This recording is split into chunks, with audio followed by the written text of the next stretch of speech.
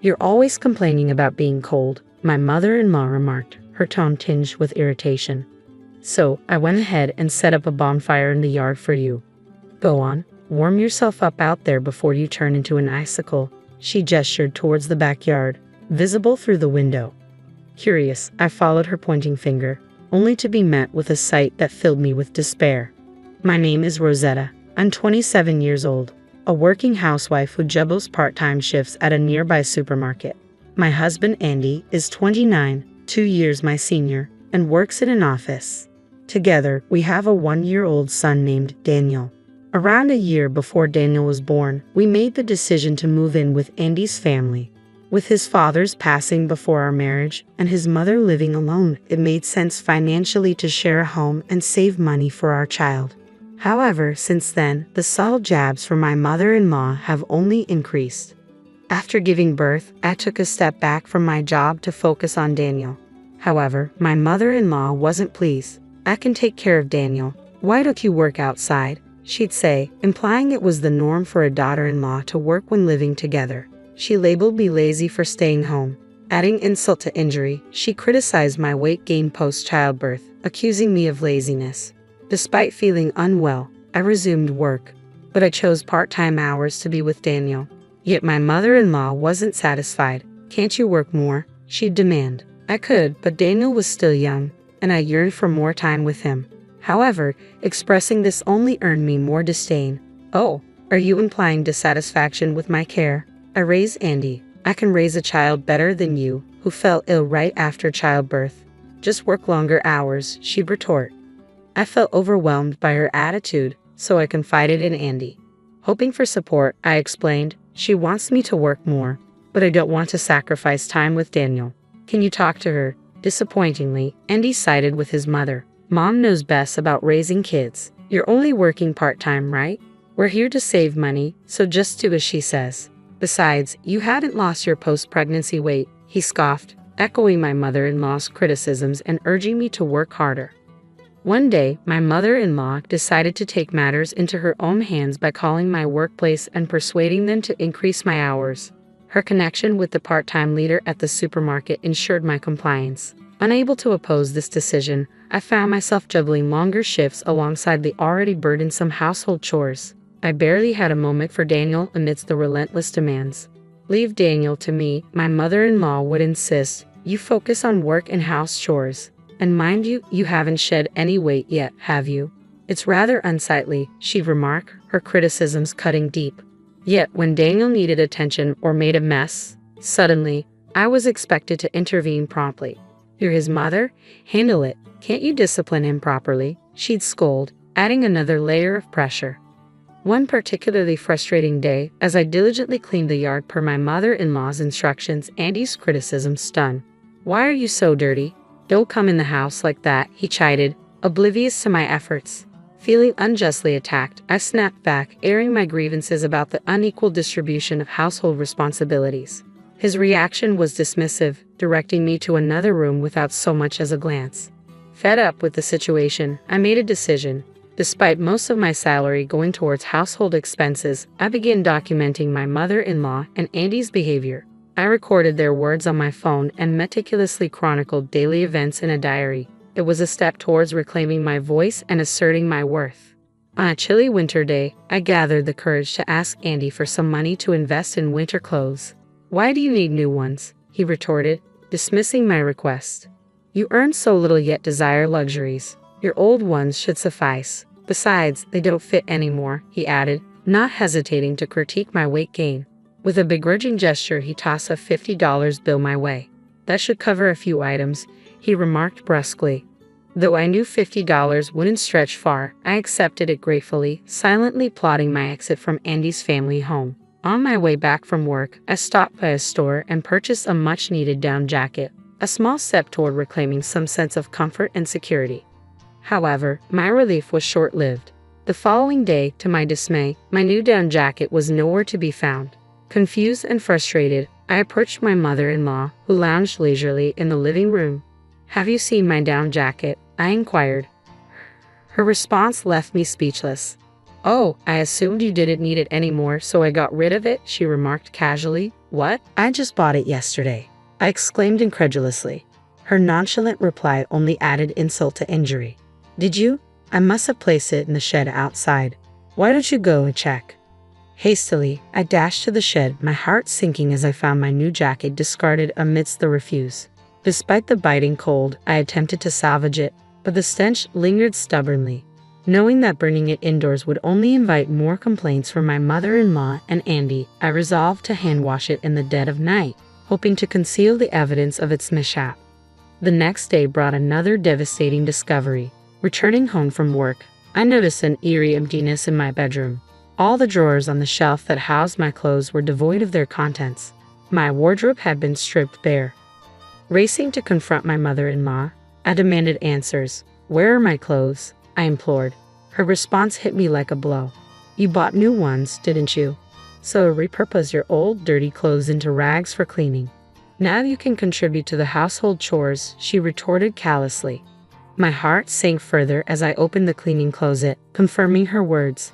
There, amidst the cleaning supplies, lay rags fashioned from my discarded garments. And as if her cruelty knew no bounds, I noticed my jacket, which had been left out to dry on the balcony, was now missing. "You're always complaining about being cold," my mother-in-law interjected, her tone laced with false concern. "So, I took the liberty of lighting a bonfire for you in the yard." With a slight, insincere smile, she motioned towards the garden outside my window, where flames danced in the fire pit. Peering outside, I watched in disbelief as shreds of my jacket fluttered in the wind. "You burned my clothes. How am I supposed to survive this winter?" I protested, my voice trembling with outrage. But my mother-in-law remained indifferent to my distress. "You're chubby, so you'll be fine," she quipped callously before sauntering away, a smirk playing on her lips. I was left speechless, grappling with a mixture of fury and despair. With trembling hands, I hastily gathered my essentials. My diary, phone, and precious Daniel wrapped snugly in my only remaining coat. Ignoring the biting cold, I fled from Andy's house, clad only in a thin t-shirt, as heavy snowflakes cascaded around me. Panic surged through me as I realized the gravity of my situation. Thankfully, a compassionate neighbor, who had always harbored suspicions about my strained relationship with my mother-in-law, came to my aid. Despite the tension between them, this neighbor had remained vigilant, concerned for my well-being since the day I moved in with Andy's family. Recognizing the signs of distress, they offered me refuge and swiftly transported me to my parents' home, an hour away. Upon my arrival, my mother's eyes widened in alarm at the sight of my skin attire. "Why are you dressed like that? Are you feeling unwell? Is it too warm in the car?" she fretted, her concern palpable. Forced to flee Andy's household, I found myself in a dire situation. My clothes reduced to rags, my new jacket consumed by flames. All along, I had been meticulously gathering evidence for what I hoped would be a favorable divorce, but the threat to my safety became too palpable to ignore. With Daniel snugly wrapped in a coat, mercifully asleep, I fled, tears of relief streaming down my face at the thought that my mother-in-law hadn't wrested him from my arms. My mother, recognizing the urgency of my plight, sprang into action, rallying support. She swiftly reached out to my father and another individual whose intervention would prove crucial in the days to come. The following day brought a glimmer of hope in the form of unexpected aid. Responding to my mother's urgent call, my father-in-law's mother, whom we affectionately referred to as Grandma, arrived at our doorstep. As it turned out, my father and Andy's late father had shared a deep bond, and Grandma, despite the passing years, had maintained ties with my family. Our connection through these familial bonds had initially brought Andy and me together, forging the path to our marriage. Before our union, Auntie, Grandma's daughter and Andy's mother, had exuded warmth and kindness towards my parents. However, the relentless pressure and harassment from Andy's mother gradually tainted Andy's demeanor, transforming his once affable nature into cold indifference towards me. As I laid out the evidence before Grandma, her fury mirrored that of my parents. Without hesitation, she sprang into action, swiftly contacting a lawyer to initiate divorce proceedings. In a matter of days, arrangements were made, and we, accompanied by my parents and Grandma, embarked on a visit to Andy's family home, leaving Daniel in the capable care of my nearby sister. Upon our arrival, my mother-in-law's reaction was predictably hostile. "Where's Daniel? You kidnappers?" she bellowed as she stormed out of the house. However, Grandma, undeterred, stepped forward to challenge her accusation. Who are you calling the kidnapper, you money grubber? She retorted, her voice dripping with disdain. Andy, apparently having taken time off work for the occasion, joined us as we gathered to discuss the impending divorce, Daniel's custody, and the fate of the family property. As tensions simmered, the lawyer laid out the plan. We're here to address Rosetta and Andy's divorce, determine custody arrangements for Daniel, and discuss the sale of this property, he announced solemnly. Andy scoffed at the notion of selling the property. What do you mean by selling the land? It's Dad's ancestral home, and Mom inherited it. You can't just sell it, he interjected derisively. The lawyer, however, remained unfazed, presenting a document outlining the overdue land rent payments spanning several years since Andy's father's passing. While the building may be under Andy's mother's ownership, the land itself belongs to Andy's father's family, the lawyer explained calmly. We've been lenient regarding the unpaid land rent, but now it's time to settle the debt and proceed with the sale. The document detailed the accumulated rent for the land over several years following the passing of my father-in-law. As my mother-in-law scanned the figures, a look of shock crossed her face. How can we pay this all of a sudden? She exclaimed in disbelief. Grandma swiftly silenced her with a stern quiet before addressing the issue at hand. We've been sending you notifications every month. You chose to ignore them, she rebuked. And more importantly, you need to make amends for how you've treated Rosetta. Unmoved, my mother-in-law attempted to deflect the blame. Rosetta's accusations. She's just my daughter-in-law. Why should it concern anyone else? She argued defiantly. She's probably making things up. She's always been deceitful, finding excuses to avoid chores and work. My mother-in-law continued, her voice rising in frustration as she directed her accusations towards Grandma. I've never lied simply because you believe I'm overweight, I asserted firmly, my voice trembling with suppressed anger. You've burdened me with endless chores, robbing me of precious time with my child. Do you have any idea how difficult it was to be instructed to brave the winter cold in nothing but a t-shirt? You've been spreading these falsehoods to anyone who will listen, always eager to shirk responsibility, my mother-in-law retorted with a smug grin. However, her confidence waned when I played back the recorded snippets of her and Andy's snide comments from my phone. That's fabricated, she exclaimed, her facade faltering. In a moment of frustration and desperation, I dashed to the closet, snatching up a rag crafted from my discarded clothes. Slamming it onto the table, I challenged her, how do you explain this? My clothes reduced to rags, just as captured in the recording. Enough, Rosetta. Perhaps Mom's actions were a tad extreme, but let's not overlook the fact that your lack of effort only fueled her frustration, Andy interjected, his tone laced with condescension. Before pointing fingers, take a moment to reflect on your own actions. Excuse me, are you blind?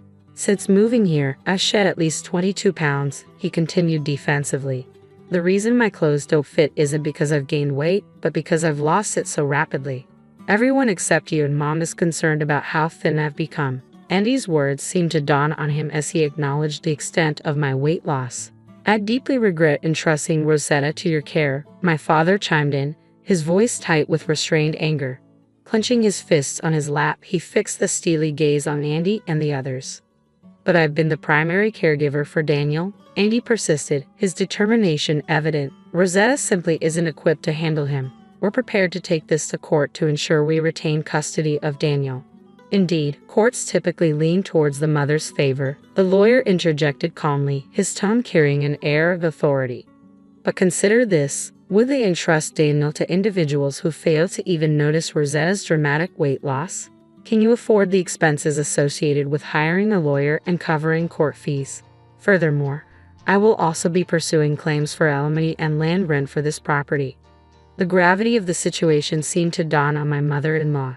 This is so unjust, she muttered, her voice trembling with frustration. Who's being unjust here? My father countered, his tone firm. Both of you have tormented Rosetta and even attempted to separate her from Daniel. Where did the money Rosetta earned go? Why did she flee to her parents' home in nothing but a t-shirt, carrying Daniel through a snowstorm? My usually reticent mother-in-law's facade crumbled as she began to weep, casting blame on my mother-in-law. I am truly sorry. We will make amends for spoiling Daniel and causing Rosetta such anguish. Grandma spoke up, addressing us directly before signaling to the lawyer. Simply settle your debts and we'll sever all direct ties with you and inform our relatives," I asserted firmly. Following that resolution, I tendered my resignation from the part-time position, duly informing headquarters of my mother-in-law's meddling. The company expressed regret and assured me of measures to prevent such power imbalances among part-timers. While no repercussions were reported for the individual acquainted with my mother-in-law, assurances were made regarding future safeguards. In the ensuing weeks, my divorce from Andy reached its conclusion. Securing custody of Daniel and receiving a fair amount of child support, I navigated the challenges with resolve. Andy's financial strain was palpable, particularly as he assumed responsibility for the outstanding land rent. Grandma's light-hearted jest about the house's fate hinted at the irony of the situation. Transitioning to a new phase of life, I relished the opportunity to reside with my parents, cherishing the precious moments spent with Daniel. With plans to eventually join my father's company, I utilized the divorce settlement to rejuvenate my wardrobe, reveling in the joy of coordinating outfits with Daniel. As I looked toward the future, I eagerly anticipated the prospect of devoting even more time to my son. Hey, everybody. Name's Emma, and if you've got a minute, I've got a tale that's a bit of a roller coaster, one that dives into love, betrayal, and a fight for dignity. Before we dive into the deep end, let me set the stage and introduce you to the cast of this little drama of mine. It starts with me, Emma. Born into what many would call privilege, with a silver spoon and all that jazz. But despite the cushy start, I was raised to value hard work over handouts. My dad's the king of the engine additive world, a self-made man who turned a niche into an empire. Mom's no slouch either. She built a beauty salon empire from the ground up, making her name synonymous with style. Their divorce when I was 19 could have been messy, but they kept it classy, splitting everything down the middle while somehow maintaining a friendship. Dad stayed single, content with his business and bachelorhood, while Mom remarried but didn't expand the family beyond me. Enter Jake, stage right. My husband, or as I've come to think of him, the catalyst of my personal upheaval. We got hitched when I was fresh out of college, after I landed a job teaching music to kids with more energy than sense. Life seemed pretty sweet until we hit a bump. I got pregnant, and suddenly, Jake's true colors started to bleed through. One lazy Sunday, sprawled on the couch with his feet up, Jake casually lobbed the grenade into our life. "Emma, babe, why don't you just quit your job? Stay at home with the baby.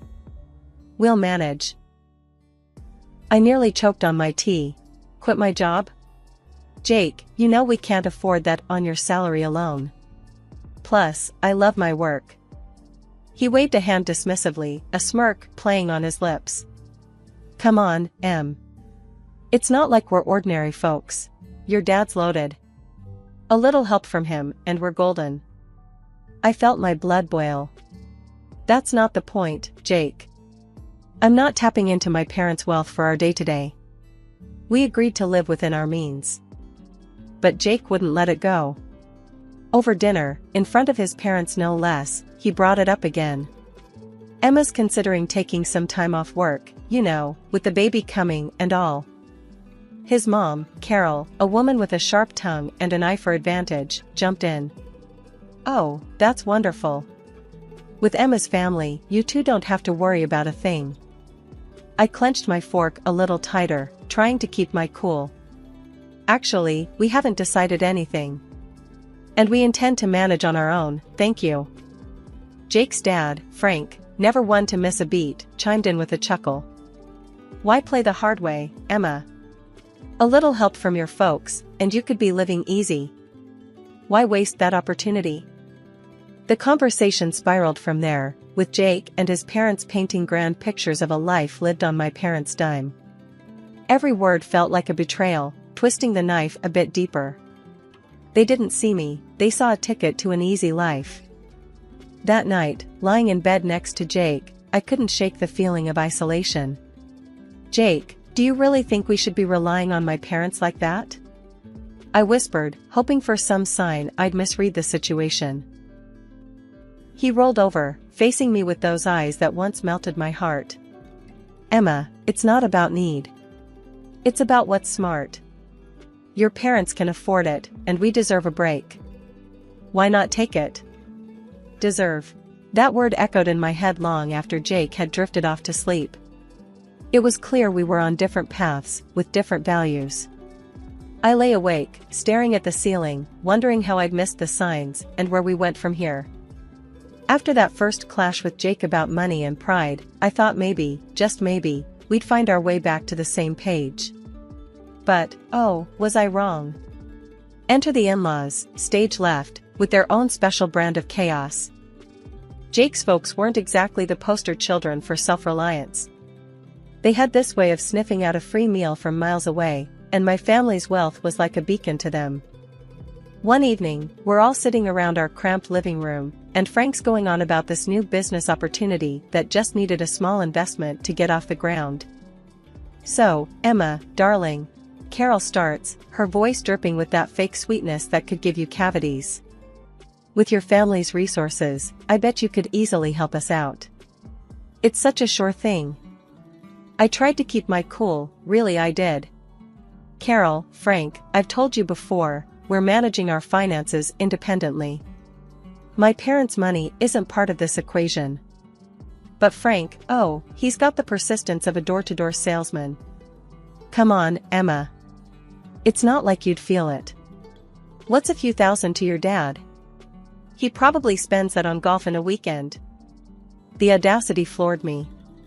Here they were, sitting in our home, eating our food, and they had the guts to treat my family's hard-earned money like it was theirs for the taking. Jake tries to play mediator. Maybe they have a point. It's just a loan, right? We could help out family. Family? I nearly choked on the word. Jake, when did we decide it's our job to bankroll your parents' dreams? The room went ice cold. Carol, not one to let a moment of drama go by unexploited, piped up. Well, I never. Here we thought family helped each other out. But if you're going to be stingy. Stingy? Now, I was seeing red. Working for what you have isn't being stingy, Carol. It's called being responsible. Maybe you should try it sometime. Frank tried to smooth things over, but the damage was done. Look, Emma, no need to get upset. We're just talking here. Talking, right. I couldn't hide my sarcasm. Seems like all we ever do is talk about how my family can solve your problems. That night, after they finally left, with Jake apologizing for his parents' misunderstanding, I lay awake, staring at the ceiling. It wasn't just a misunderstanding.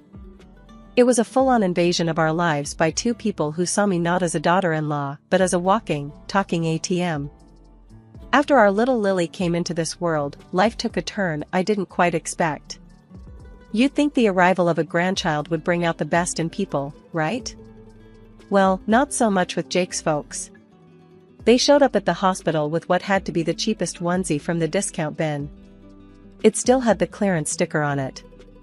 But when my folks came through with a beautiful hand-knit blanket and some top-notch baby gear, you'd have thought World War III was about to break out in that hospital room. Wow, really laying it on thick, aren't they?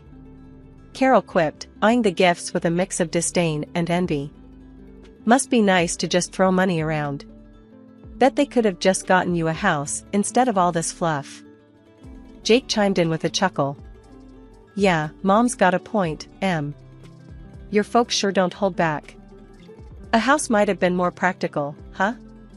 My heart sank. Here I was, holding our newborn, and all they could talk about was how my parents should have spent their money. It stung, hearing Jake echo his mom's words. Was our daughter just a dollar sign to them? I tried to keep the peace, biting back my growing anger. Well, it's not about the price tag, right? It's the thought that counts. But Frank wasn't about to let it go. Oh, sure. But when you think about it, a nice little investment in property, now, that's a gift that keeps on giving. The ride home from the hospital was tense. Jake tried to smooth things over, saying his parents were just old-fashioned and didn't mean anything by it. But the seed was planted. Doubt started creeping in about why Jake really married me. Was it love, or was my family's bank account the main attraction?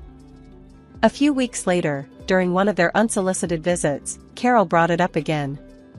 We were all crammed in our living room, Lily fussing in my arms, and Carol couldn't resist a jab at the new stroller my mom had bought us. Must be nice, having your folks shower Lily with all these expensive toys and gadgets. Though, a contribution to a house fund would have been more useful, don't you think, she said, her voice dripping with that passive-aggressive tone I'd come to dread. Jake, sitting beside his mom, nodded. Actually, babe, we've been talking. Maybe your parents could help us out with a down payment instead of more baby stuff. Makes sense, right? I was floored. Not only were Jake's parents relentless, but now Jake was on board with turning our daughter's birth into a bargaining chip for financial gain. It felt like I was living in some twisted reality where love and family meant less than material wealth. Is that what this is about for you, Jake? Using my parents for money? I couldn't hide the hurt in my voice. I thought we were in this together, for better or worse, not for richer or poorer. Jake looked taken aback, but Carol just sniffed. Well, when your wife's parents are rich, it's only practical to think about these things. After they finally left, I lay awake, staring at the ceiling, Lily asleep beside me. The realization hit me hard. My marriage, my family, it all felt like a transaction to them. And I was the currency. The last few years have been a roller coaster, to say the least.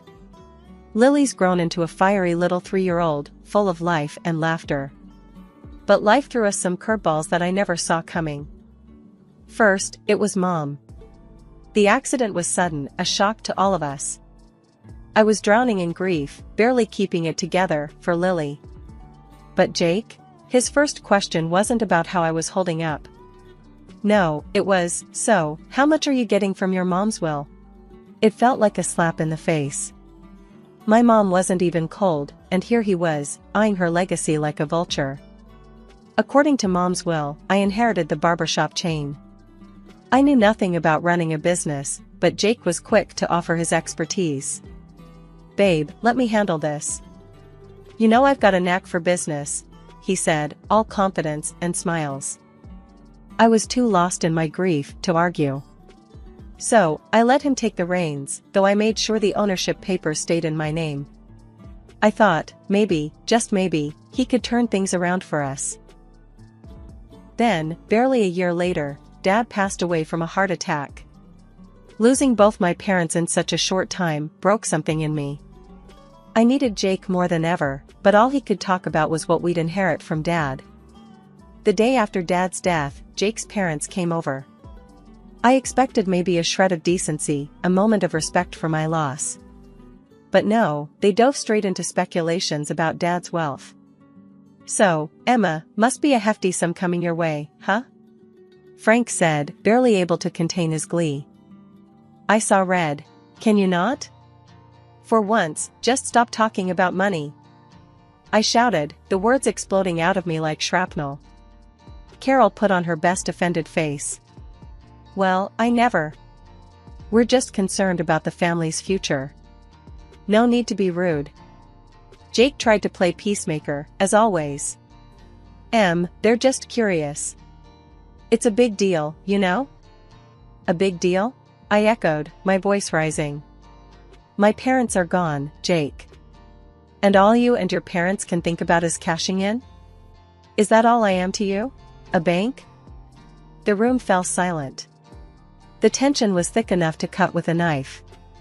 Jake looked at me, then at his parents, and mumbled some half-hearted apology. But the damage was done. I couldn't stand the sight of them, their greed, their complete lack of empathy. Get out, I said, my voice steady, but cold. They left, Carol muttering under her breath, Frank with a scowl. Jake lingered, trying to justify his parents' behavior.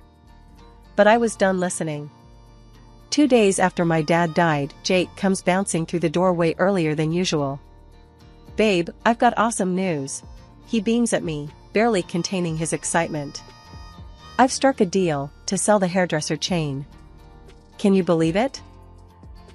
My jaw nearly hit the floor. What? You did what without even asking me? I was fuming, feeling a mix of betrayal and disbelief. Before we could really dive into it, his folks showed up, ready to party like we'd hit the jackpot. They brought in this feast from some fancy restaurant and a bunch of brochures that screamed high roller. Carol was all smiles, waving those brochures in my face. Guess what, honey? We've sold the old condo and put down a deposit on a beach house. We're all moving to the coast.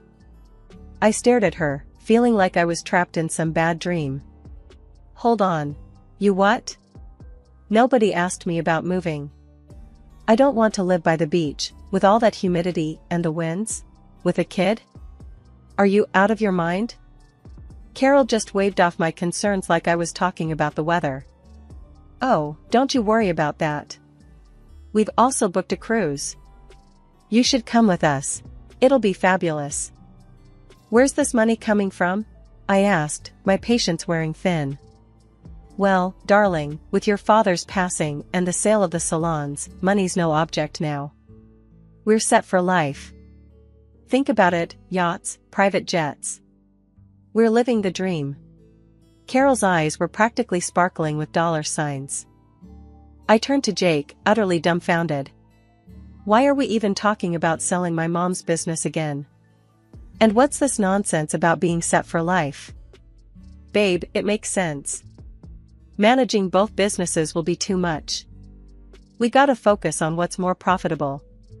It's for our future, for our daughter's future. I couldn't believe what I was hearing. The greed, the audacity, it was all too much. Show me the financials for the salon, I demanded. I want to see everything before we make any rash decisions. Jake squirmed, avoiding eye contact. Look, it's all about our future, about making sure we're comfortable. His parents joined the chorus, pressing me to just let go and enjoy the windfall. But looking at them, all I could see were vultures circling. Why the rush to sell the hairdresser shops again? I pressed, needing answers from Tom. Jake shrugged, the picture of faux reason. Look, babe, after your dad's gone, juggling both businesses just doesn't make sense. We gotta focus on what brings in more dough. The car oil thing is a gold mine, compared to the salons. His folks perked up at this, chiming in with their 2 cents. Darling, think about it. Selling those little shops could give you a life of luxury. Why waste your time on them? His mom cooed, her voice dripping with greed. The sight of them, practically salivating over my inheritance, made my skin crawl. I want you to leave. Now, I said, my voice firm, my resolve stronger. This is a time to mourn my father, not feast on what he left behind. Jake tried to interrupt, but I cut him off. And another thing, this is my inheritance we're talking about. Mine. You and your parents have no say in this. The air turned icy as they realized I wasn't the pushover they thought I was. With heavy steps and heavier scowls, they left, leaving me to ponder the lonely battle ahead. The dawn after my father's funeral found me in a fog of grief, the world around me dulled to a monotonous gray. That's when Jake decided to inject his version of color back into our lives. Over a breakfast that tasted like cardboard, he launched into his agenda. We need to call a meeting with the founders of your father's company, pronto, Jake stated, his voice slicing through the quiet like a knife. I paused, a piece of toast halfway to my mouth, and stared at him. Jake, my father has just been buried. Can't this wait? I need some time to process everything. He waved off my concerns with a flick of his hand. Time is money, babe. We need to act fast. Frustrated and seeking clarity, I reached out to our family lawyer, asking for a breakdown of the barbershop chain's status and a primer on my father's business dealings. Information, I hoped, would give me some ground to stand on. A month whirled by in a blur of legal jargon and financial statements until Jake, accompanied by his parents, descended upon our house once more, each of them bursting with unsolicited advice and greed-laden suggestions. Without so much as a hello, Jake dove right in. You know, I've been thinking, I'm the right man to lead your dad's company. The audacity of his claim left me speechless, but he wasn't done. And, I'll need a new car. Something that screams business mogul. The latest BMW should do the trick. Before I could even muster a response, Carol chimed in with her own outrageous demands. The coastal house is nearly ready. We just need to throw in another $300,000, plus some for furniture. And, dear, I expect you to set up an account for me. I need to maintain my lifestyle, after all. After listening to their endless demands, I knew what I had to do. It was like a switch flipped inside me. No more Mrs. Nice Gal. Clutching the divorce papers like a shield, I stepped forward, interrupting their chatter. Jake, we need to talk, I announced, placing the papers before him on the coffee table. He picked them up, a frown creasing his forehead. What's this, then? His attempt at nonchalance couldn't hide the tremor in his voice.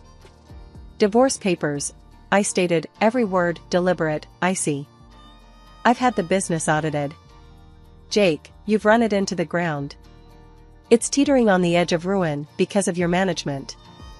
His face drained of color, a guilty child caught in a lie. I was trying to make it better, he stammered, his excuses as flimsy as his confidence. Make it better? By firing our most talented staff and neglecting the core of what made the business succeed. My voice rose, fueled by a cocktail of anger and betrayal. Carol, ever the meddler, couldn't resist intervening. Now, dear, let's remember he's entitled to half of everything. Marriage binds assets, after all. I couldn't help but laugh, but there was no joy in it. Nice try. But everything's been in my name since before I made the colossal mistake of marrying your son. He gets nothing from me. The room went silent. They were stunned, their grand schemes shattering around them. And another thing, I added, staring Jake down. You're going to pay back every penny you've cost the business. Every single penny. When the reality of the divorce finally hit Jake, his reaction was to desperately grovel, pleading with me to reconsider. Please, can't we talk about this? There has to be another way, he begged, his voice cracking with desperation. His parents, not to be outdone in the drama department, launched into their own tearful performance. They lamented about sinking all their funds into the coastal house, a property now hanging by a thread without the next installment. We're going to lose everything, his mother sobbed, her tears flowing freely. Please, think of what this means for us. I listened, my heart hardened by their previous actions, feeling nothing but a detached coldness towards their plight. Sorry, but that's your mess, I stated, my tone unwavering. With a newfound resolve, I guided them to the door, closing it, and this chapter of my life, behind them. In the days that followed, I didn't allow myself to dwell on the past. Instead, I focused on the future, selling the apartment that Jake and I once shared. The sale provided just enough for a quaint, welcoming house that promised a new beginning for my daughter and me. Stepping into our new home, I felt a weight lift off my shoulders, a sense of peace enveloping us in a way that had been missing for too long. The wheels of justice turned slowly but surely, and when they finally caught up with Jake, he was ordered to compensate for the turmoil he'd inflicted on the hairdresser chain. The courts determined that his recklessness had a price, and he was forced to liquidate his share of our old apartment to meet his financial obligations. Watching him being held accountable for once felt like a bittersweet vindication for the hardship he'd put us through. Out of nowhere, my phone rang one day, and on the other end was my former mother-in-law, her voice laced with desperation. We're in a bind. We need help to buy a place, any amount would help, she pleaded, her audacity leaving me incredulous. I took a deep breath, collecting my thoughts, before responding. You made your bed, I replied, my tone steady and resolute. It's time you lie in it. Ending the call, a mix of emotions washed over me, anger at their continued sense of entitlement, but also a profound sense of freedom from their clutches. After everything that went down with the divorce and wrestling back control over my mom's hairdresser chain, life finally started to brighten up again. It was a tough climb, but gradually, the salons began to find their old spark. Bringing back those top stylists we'd lost felt like a victory parade. Watching them walk back through those doors, ready to bring their magic back to our chairs, it was like watching the place come alive again. Turns out, I was more cut out for the business world than I'd ever imagined. Each day was a new lesson, a new surprise about what I could achieve. If it hadn't been for being cornered by life's cruel twists, I might never have uncovered this side of me. Handling my dad's car oil business was another mountain to climb. For now, I decided to bring in a manager to steer the ship while I got my bearings. "It's all yours for now, but keep me in the loop," I told him, making it clear I was still in charge. "Once Lily's old enough, maybe around 20, I'm thinking of passing it to her if she's interested. I want her to have options, to choose her path. Meanwhile, I'm dipping my toes into it, learning the ropes." Our new home, just me and Lily, was a haven of peace, a world away from the turmoil we'd left behind. It was small, sure, but it was ours, a place where we could grow, heal, and build something new. Every corner filled with laughter, every nook cradling a memory we were making together. Out in the garden, Lily's laughter was a balm to my soul. "Mommy, when I grow up, I want to be just like you," she'd say, her eyes alight with wonder and admiration. "You're going to be even more amazing," I'd respond, pulling her into a hug. I knew, deep down, that we were on the brink of something wonderful. Together, we were unstoppable, ready to meet whatever the future held with open arms and hopeful hearts. My name is Diana. Growing up, I was the princess of a castle I barely understood. My parents, bless their souls, had more money than some countries, but they made sure I knew the worth of every penny. "Money talks, but wisdom listens," Dad would say, and Mom insisted on me knowing how to budget before I even knew how to properly spell luxury. Life was a fairy tale until it wasn't. At 12, their private jet crashed, and my fairy tale turned into a stark reality overnight. Grandma took me in. We lived in a modest house far removed from the opulence I was used to. It was a different kind of life, one where luxury was in the love and care, not the material. My inheritance was a distant promise, locked away until I turned 25. So, I adapted, learned, and thrived under Grandma's guidance. College was my escape and my grounding. That's where Alex came into the picture. He was as far from my world as one could get, a scholarship kid with a heart of gold and a wit that could cut through any pretense. We clicked, in a way I never expected. Bringing him home to meet Grandma was a nerve-wracking experience. I hadn't told him about the money.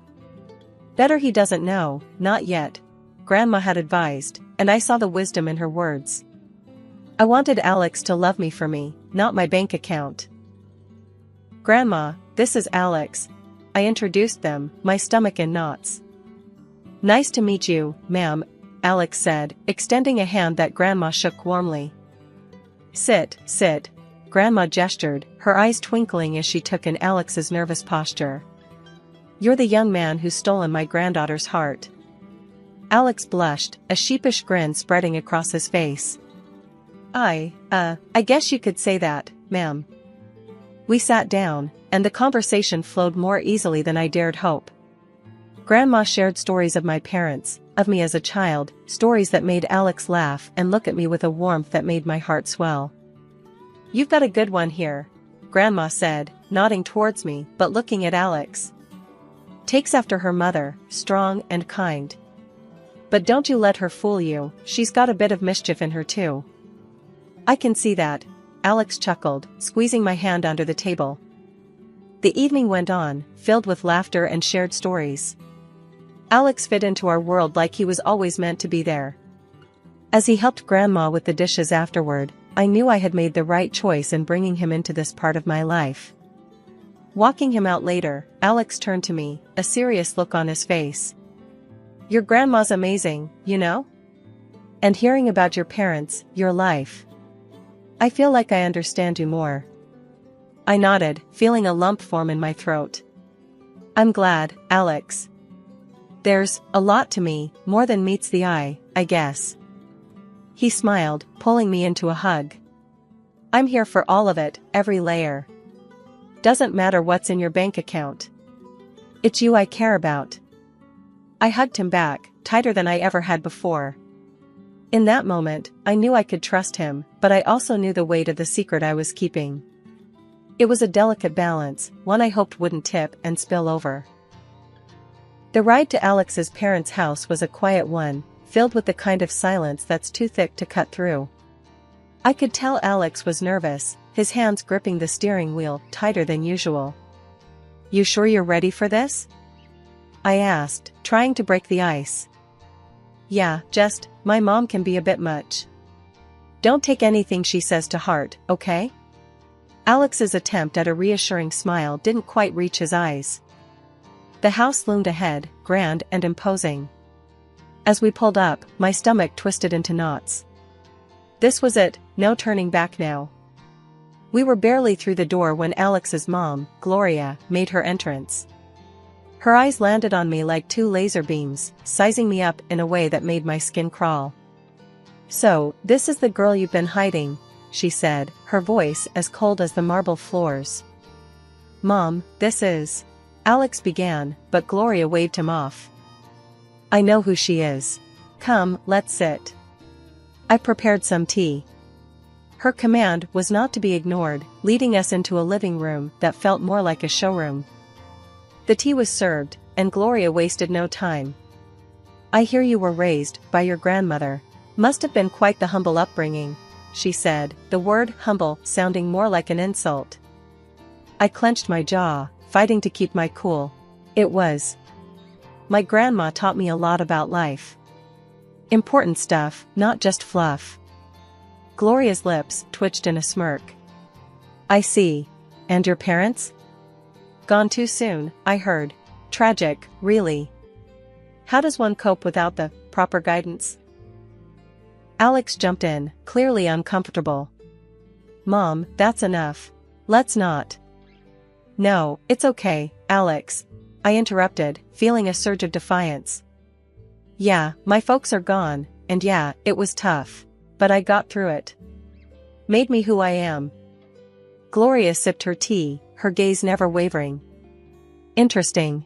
And what about your future, dear? Any plans, or are you just riding along on my son's coattails?" That stung. I took a deep breath, reminding myself why I was here. I've got plans. Big ones. And I don't need to ride on anyone's coattails to make them happen. The air was thick with tension. Alex, bless him, tried to change the subject. "Mom, let's not do this, okay? We're here to enjoy each other's company." Gloria set down her teacup, a calculated move. "I'm merely trying to understand the woman my son has chosen. You can't fault a mother for caring about her child's future." The back and forth felt endless, a verbal tug-of-war where no one was winning. Just when I thought I couldn't take any more, Alex's sister, Lily, made her entrance. Her eyes were curious, but held an edge of judgment that matched her mother's. "So, you're the famous girlfriend. Heard a lot about you." "Not all good, I might add," Lily said, her voice dripping with disdain. I was about to snap back when Alex stood up. "That's enough, both of you. We came here in good faith, to share a part of our lives with you. If that's not something you can respect, then maybe we should leave." The rest of the visit was awkward, to say the least. Conversations felt forced, every laugh a little too loud. But Alex held my hand under the table, a silent promise that we were in this together. As we left, I couldn't help but feel a mix of relief and frustration. "I'm sorry about that," Alex said once we were in the car. "They can be a bit intense." I sighed, watching the lights of the house fade in the rearview mirror. "It's not your fault. But man, your mom and sister, there's something else." Alex chuckled, a sad sort of sound. "Yeah, they are. But hey, we survived, right?"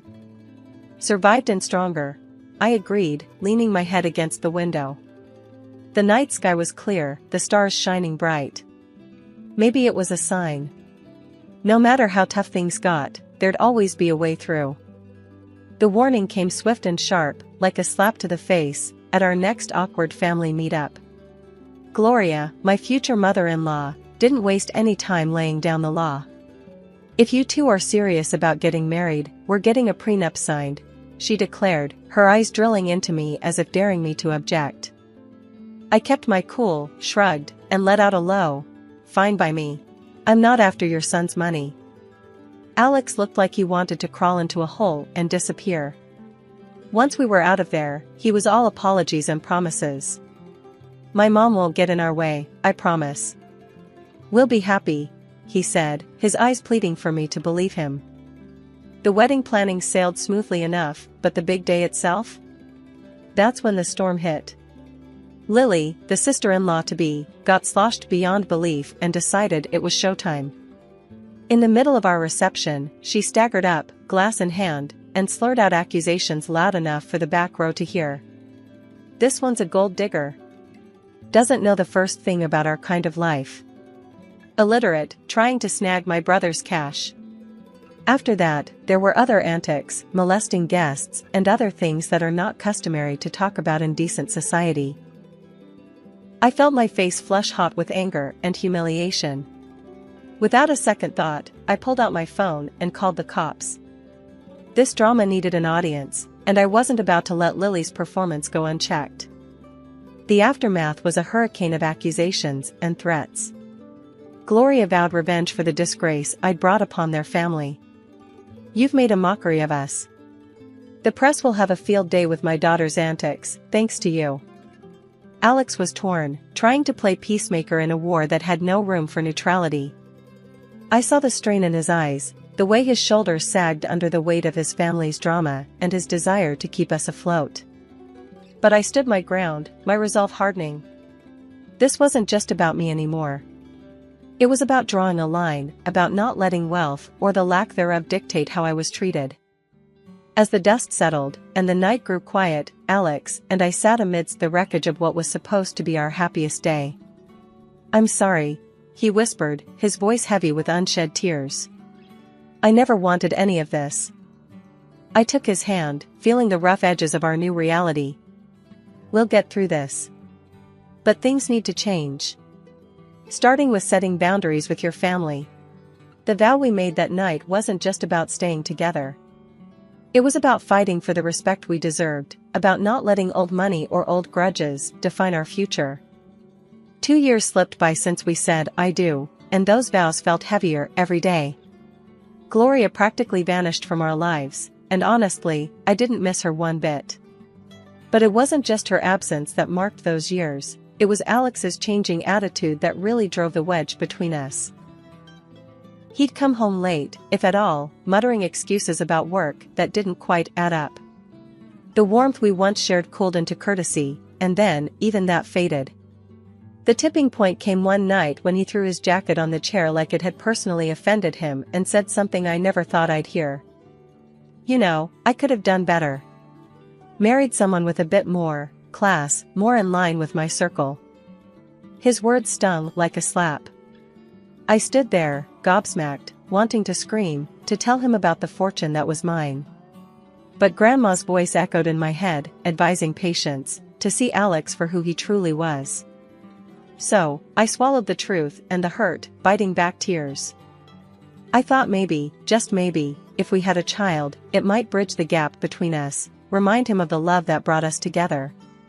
"Alex, don't you think it's time we thought about having a baby? It could bring us closer," I ventured one evening, hoping to spark something of the man I fell in love with.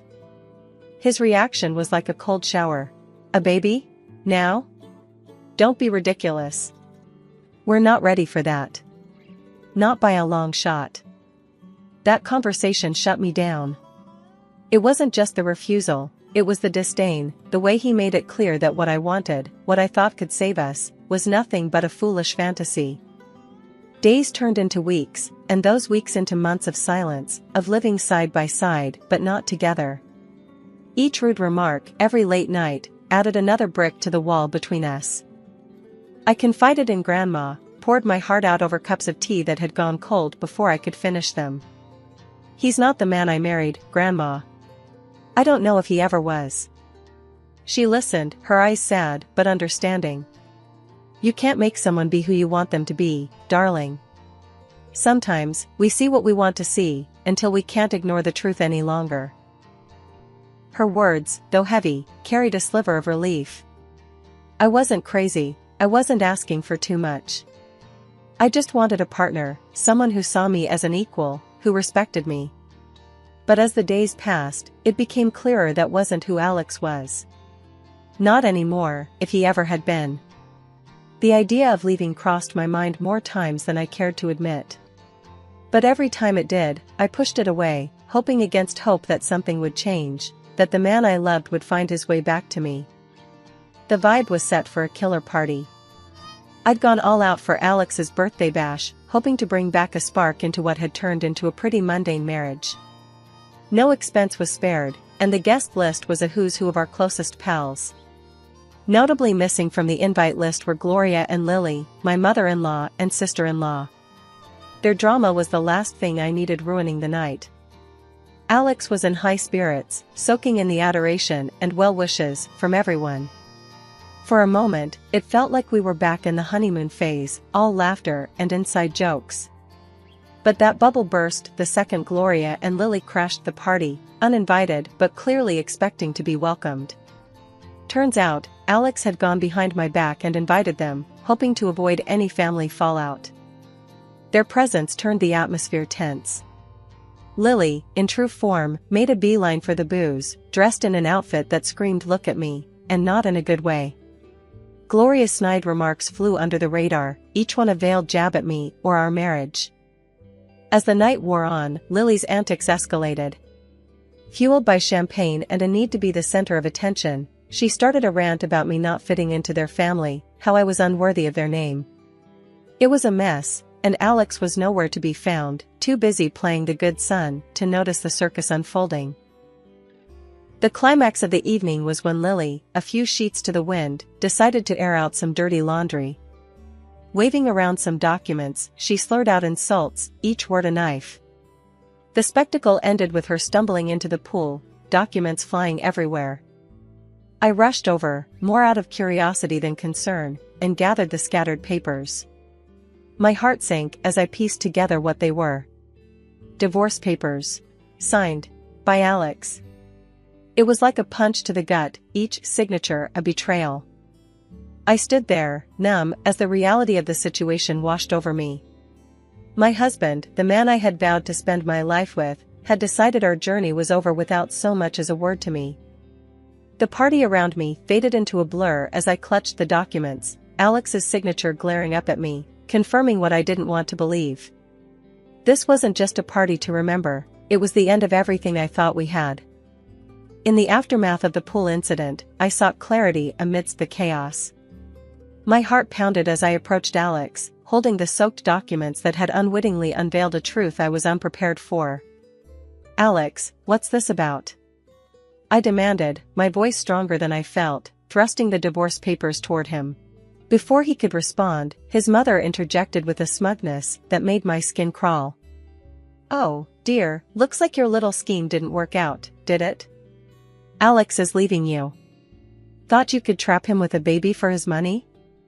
I stared at Alex, searching his eyes for any sign of the man I married. But he couldn't meet my gaze, his silence more telling than any words. With resignation, I signed the divorce papers. They were just a formality now, a closing chapter of a book I no longer wished to be part of. As the dust settled, Grandma approached, her presence a calming force. She didn't need to say anything, her eyes conveyed volumes of empathy, understanding, and an unspoken support that bolstered my resolve. It was then she decided to reveal the truth, not just to me, but to everyone present. "She doesn't need any of your money," Grandma declared, her voice steady and strong. "In a month, she turns 25 and will inherit a fortune far beyond what you could imagine. She's been raised to value people over wealth, to seek out genuine connections rather than financial gain." The room fell silent, the weight of her words hanging in the air. Gloria's face morphed from smugness to shock, then to a desperate kind of greed, as she quickly began backpedaling, her apologies as transparent as they were insincere. Alex, too, seemed suddenly eager to rewrite the narrative, insisting his intentions were never to hurt me, that he was merely influenced by his mother. But it was too late. The veil had been lifted, revealing the stark reality of our relationship and the motivations behind it. I met their apologies with a quiet smile, not out of forgiveness, but out of an inner peace that came from understanding my worth, independent of the wealth that awaited me. "You've shown me your true colors," I said, my voice imbued with a newfound strength. "As for surprises, well, I've prepared another one for you." And at that moment, a loud honk echoed through the tension. Outside, a sleek, luxury car rolled up to the gate, the one I had secretly bought for Alex as a surprise. The irony wasn't lost on me. I couldn't help a bitter laugh as I excused myself, stepping outside to confront the final act of this drama. There it was, the epitome of luxury on four wheels, a symbol of the love I thought we shared, now just another piece in the game of pretense and betrayal. Without a second thought, I slid into the driver's seat, the leather cool and unyielding beneath me, much like my resolve. Grandma, ever my rock, joined me, her presence a silent testament to the strength and dignity that ran in our blood. Turning to face the house, I saw Alex and his mother at the door, their expressions a mix of confusion and awe. "Everything from now on goes through my lawyer," I called out to them, my voice clear and devoid of the warmth it once carried. "And don't worry about my stuff. I'll have a courier pick it up." Their faces, once smug and self-assured, now painted a picture of realization and loss. Not just of the wealth they coveted, but of the person they underestimated. With that, I turned the key, the car's engine purring to life, a sweet sound that promised freedom and new beginnings. Grandma and I shared a look, a silent agreement that this was the first step toward a future unburdened by deceit and manipulation.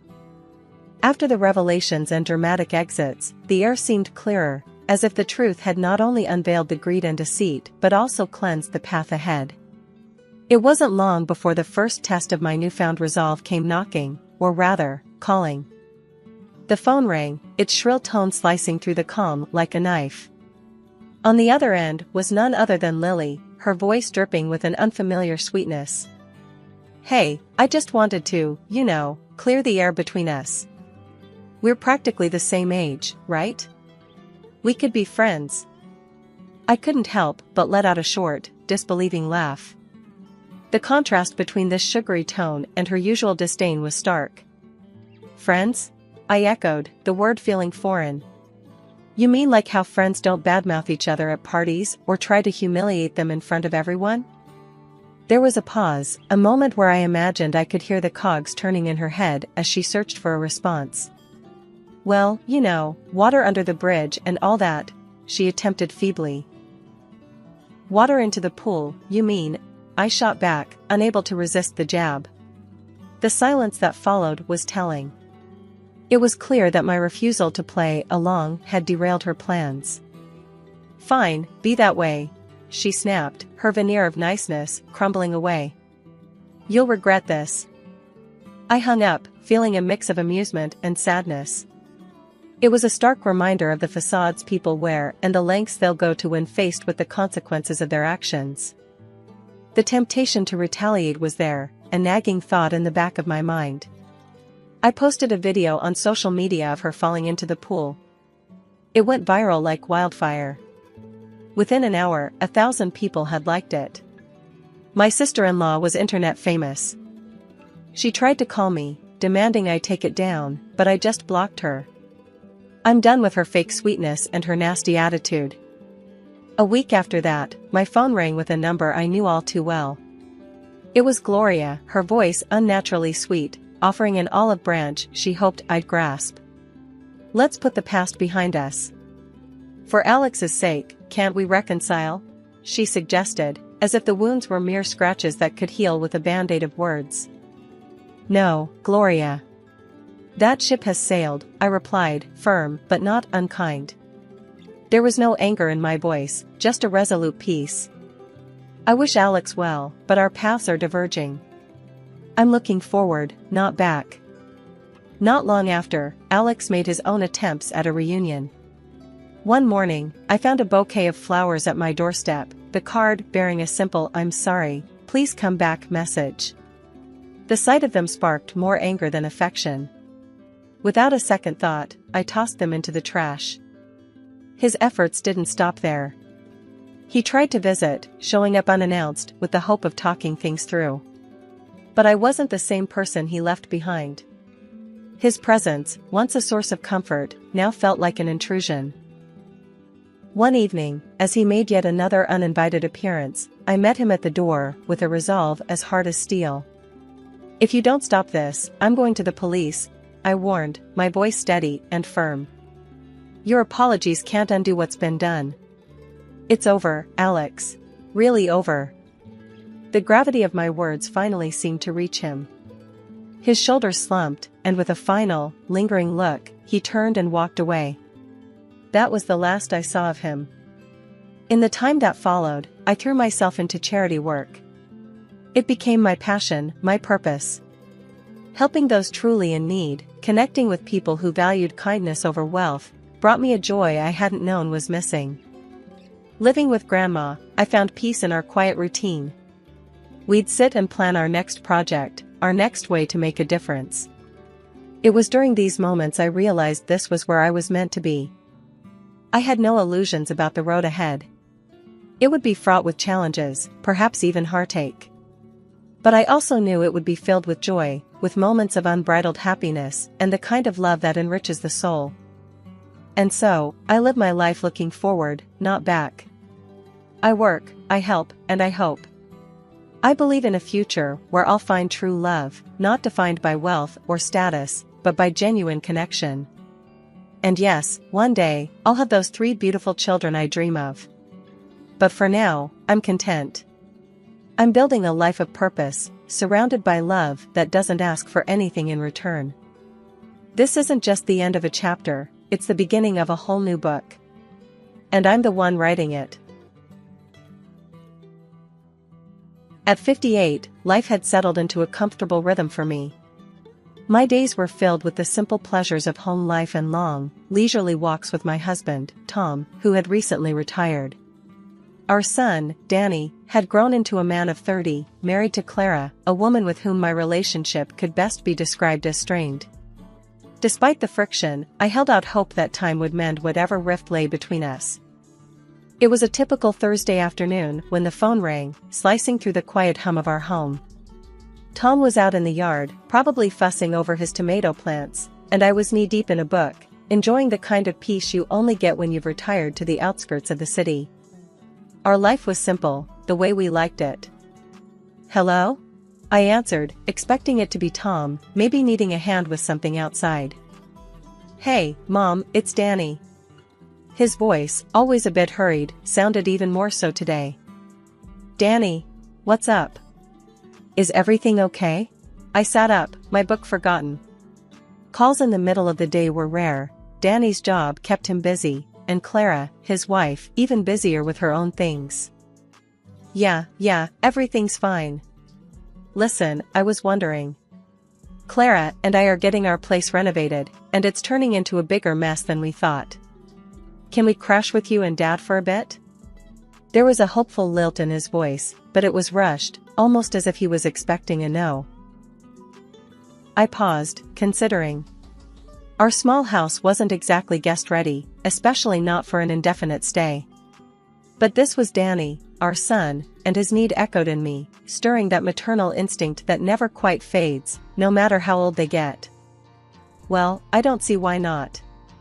Let me just chat with your dad, but I'm sure it'll be fine. How long are we talking about here? Thanks, Mom. You're a lifesaver. Just a couple of weeks, tops. I owe you one. The relief in his voice was palpable.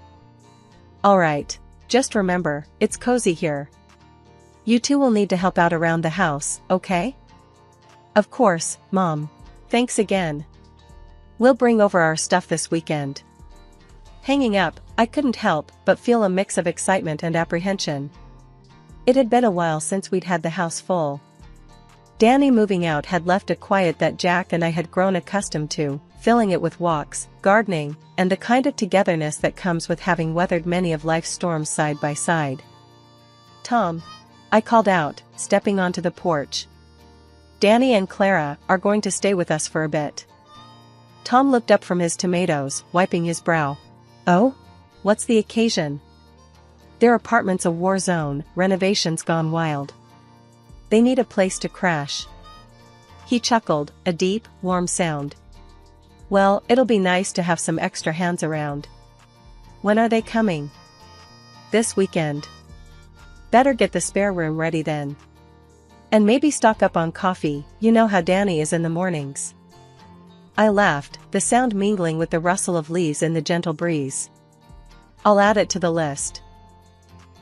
The weekend came faster than expected.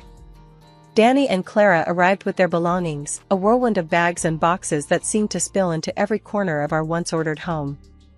Clara, always a bit on the edge, seemed even more so, her eyes darting around as if assessing whether our humble abode was up to her standards. Thanks for letting us stay. We'll try not to be in the way, Danny said, dropping a heavy suitcase with a thud. It's no trouble, dear. You know you're always welcome here, I replied, shooting a glance at Clara, who offered a tight smile in return. Life at our house had taken a turn towards the chaotic since Danny and Clara moved in. I was doing my best, keeping the place tidy and cooking meals that could feed an army, or at least that's how it felt with 2 extra mouths to feed. Clara, on the other hand, seemed to think she was on some extended vacation, contributing nothing to the household chores. Despite only working half-days, her afternoons were spent either glued to her phone or watching TV. One day, after tripping over a pair of Clara's shoes left in the middle of the living room for what felt like the 100th time, I decided enough was enough. I found her lounging on the couch, absorbed in her phone as usual. Clara, do you think you could start picking up after yourself? Maybe even help out around the house a bit? I asked, trying to keep my voice even, though inside I was boiling. She looked up at me, her expression one of disbelief, as if I'd asked her to climb Everest in flip-flops. I'm a guest here, Linda. I shouldn't have to do chores in my husband's parents' house. That's just not how it works. I stared at her, dumbfounded by her audacity. Well, in this house, we all contribute. It's not a hotel. The conversation went nowhere. Clara simply shrugged and went back to her phone, leaving me fuming. That night, I made a decision. I cooked dinner, just for Tom and me, a silent protest against Clara's laziness. When Danny came home and saw only 2 places set at the table, his confusion quickly turned to indignation. What's this about, Mom? Why aren't there plates for me and Clara? I took a deep breath, bracing myself for the confrontation. Your wife seems to think she's staying at a 5-star hotel, where the service is included. This is a family home, Danny. We all do our part. Danny's face turned red, a mix of embarrassment and anger. That's not fair, Mom. We're guests. I shook my head, resolute. No, son. You're family, and in this family, we help each other out. You can either pitch in or find a hotel. The words hung heavy in the air. Danny stormed off to talk to Clara, and I could hear the muffled sounds of their discussion. Eventually, they both appeared in the kitchen, Clara with a look that could curdle milk. Fine, Danny said, his voice tight. We'll help out around the house. Clara didn't say a word, just nodded stiffly, her arms crossed over her chest as if she'd been asked to donate a kidney rather than wash a few dishes. After weeks of endless cleaning, cooking, and refereeing arguments between Danny and Clara, I hit my breaking point. Tom, I said one evening, we need a break. How about we book that hotel by the ocean you've always talked about? Tom, looking as worn out as I felt, didn't hesitate. Let's do it. We deserve some peace. Breaking the news to Danny and Clara didn't go as smoothly as booking the hotel had. You're going on a vacation? Danny asked, disbelief coloring his tone. Why? You're always at home. I bristled at his response, the insinuation that my days were leisurely enough as it was. Even people who stay at home need a break, Danny. Especially with the extra workload we've had. Danny's next words floored me. Instead of wasting money on a holiday, you could help us out more. We need new furniture for the apartment. I stared at him, speechless. This was the boy I'd raised, who I'd poured my heart and soul into. I can't believe you're saying this. Your father and I are going, and that's final. Our trip was a balm for our weary souls. The ocean's roar, the sunsets, long walks on the beach, all of it reminded Tom and me of the world beyond our doorstep, beyond the daily grind. Returning home, however, was like stepping into a disaster zone. Pizza boxes towered like skyscrapers on the kitchen counter, empty bottles clinked together on the floor, and a general layer of dust and disarray covered everything. It looked like a tornado had swept through, deciding to make our living room its final resting place. Danny, Clara, I called out, my voice echoing through the chaos. They emerged, looking sheepish and a bit caught off guard by our early return. Why didn't you clean up? You knew we were coming back today, I asked, struggling to keep my voice level. Clara shrugged, her indifference like a slap in the face. No one pays me to clean up around here. Tom and I exchanged glances, both of us teetering on the edge of losing our cool. This is not a hotel, and you're not guests. You're family, and this is your home as much as it is ours, Tom said, his voice firm yet controlled. Danny seemed to shrink a bit, perhaps realizing the extent of their neglect. Sorry, Mom, Dad. We'll clean it up now. But the damage was done, the disregard for our home too stark to ignore. As they scrambled to tidy up, Tom and I retreated to our room, the joy from our trip fading fast. The realization that our return to peace was temporary weighed heavily on us. Our home, our sanctuary, had been treated like a mere crash pad, and the respect we expected from our own family felt miles away. As December rolled around, the chill wasn't just in the air, it had settled right into our home, thick and palpable. Christmas, a time I'd always cherished for its warmth and togetherness, felt under threat this year. Still, I was determined to keep traditions alive, to find some joy in the season, despite the tensions. Tom, I said, pulling out boxes of decorations from the attic. Let's make the house look festive. Maybe it'll lighten the mood around here. Tom nodded, a small smile breaking through his usual reserved demeanor. That sounds like a great idea, love. Let's deck the halls, then. The process of decorating became a bittersweet activity. Each ornament, each strand of lights, was a memory, a reminder of Christmases past when Danny was just a boy, his eyes wide with wonder at the sight of the tree all lit up. This year, however, Danny and Clara seemed more distant than ever. When I asked if they wanted to join in, Danny shrugged. We're actually planning to go to the mountains for Christmas, just Clara and me. The news hit me harder than expected. Oh, I see. Well, that sounds like a lovely trip, I managed to say, my voice steady, despite the pang in my heart. Clara, who'd been silent, finally spoke up. Yeah, we thought it'd be nice to have a change of scenery. Besides, it's not like we're missing much here, right? Her words, sharp and dismissive, stung. I bit my tongue, focusing on the garland I was untangling rather than the growing gap between us. Determined to inject some warmth into our strained relations, I thought of a simple yet hopeful gesture. Tom, what if we give everyone lottery tickets for Christmas? It's fun, and who knows, it might even bring us some luck. Tom, ever supportive, just nodded. Sure, love. It's worth a try. Might lighten the mood around here. When Christmas Eve came around, I carefully wrapped the tickets in festive paper, hoping to see a spark of excitement or at least a smile from Danny and Clara. The moment of truth arrived as we sat around the living room, the air filled with the mixed scents of pine and the cinnamon from the cookies I'd baked. Here you go, everyone. A little something for fun, I said, handing out the envelopes with a hopeful smile. Danny took his with a puzzled look, but it was Clara's reaction that left me stunned. She barely glanced at the envelope before tossing it aside with a scoff. Lottery tickets? Really? That's what you think of giving us? My heart sank, but I tried to keep my tone light. It's just for a bit of fun, Clara. Everyone enjoys the thrill of possibly winning something, right? Danny, catching on to Clara's disdain, shrugged and set his envelope on the coffee table. Thanks, but it's not really our thing.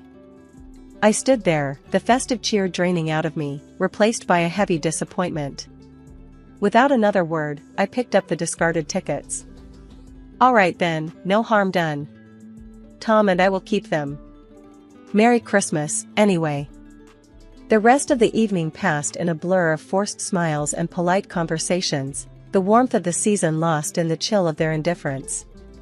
Tom squeezed my hand under the table, a silent show of solidarity that spoke volumes. As they left for their trip, the house felt emptier than ever, but Tom and I decided to make the best of it. We settled in for a quiet Christmas, just the two of us, reminiscing about the past and pondering the future. It's just us this year, Tom. Feels strange, doesn't it? I mused, sipping my hot cocoa. Tom took my hand, his eyes soft. It does, love. But we've got each other, and that's more than enough. Our simple celebration was a testament to our resilience, a reminder that while we couldn't control everything, we could still find happiness in the little moments, in the shared smiles and quiet nights. After the calm and reflective holiday Tom and I shared, pondering over Danny's behavior, our lives took a turn for the surreal. Discovering that the lottery tickets, dismissed and discarded by Danny and Clara, were winners felt like a bolt from the blue. We were suddenly over $500,000 richer, a windfall that left us dizzy with possibilities. My dreams of travel and Tom's longing for a new home suddenly seemed within reach.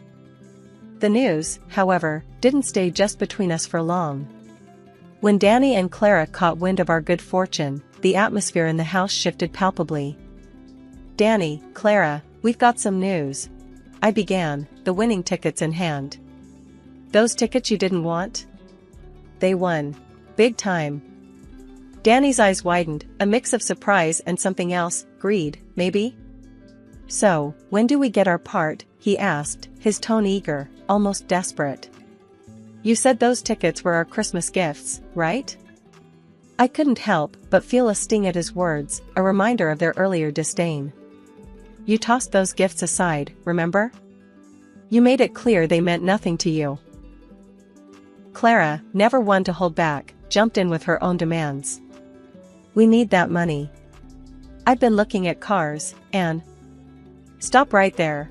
I interrupted, my patience fraying. You can't reject a gift and then claim it when it suits you. And as for the money, it's ours. We're thinking of traveling, maybe even buying a new home.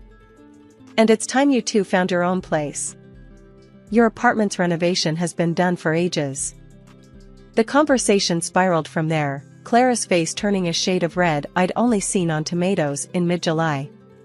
She stormed off, her exit marked by the slam of a bedroom door, leaving a heavy silence in her wake.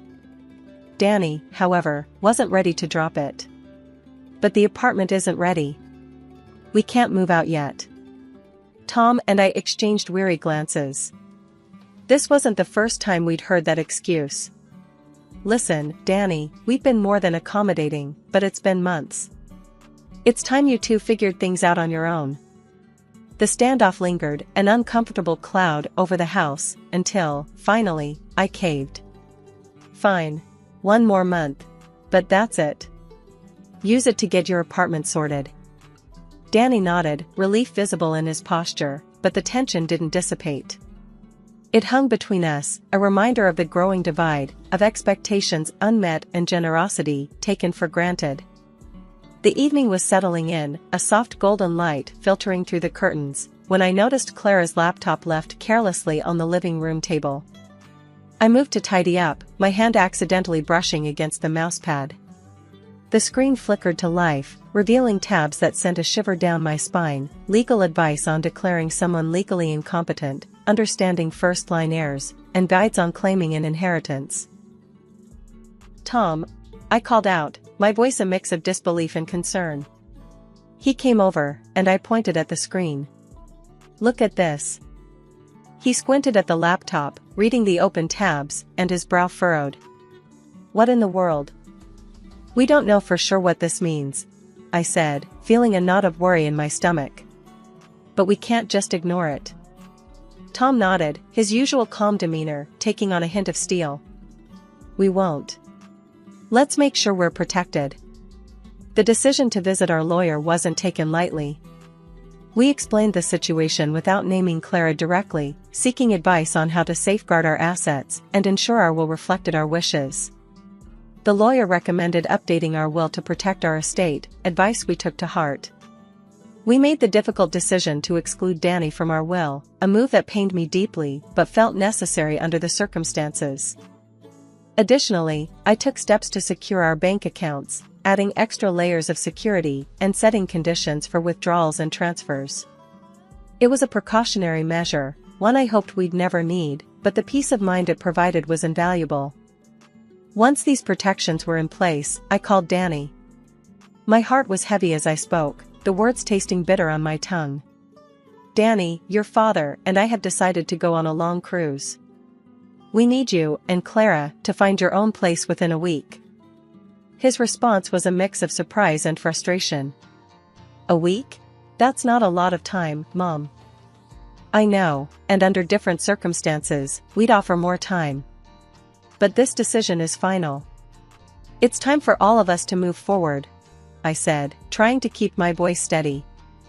After the call, Tom and I shared a long, silent look. The news of the upcoming cruise was a way to push Clara to take decisive action. On a crisp Saturday morning, with a plan heavy on our hearts, Tom and I decided to leave a recording device hidden in the living room. Our home, once a place of warmth and laughter, had become a stage for a plot that chilled us to the bone.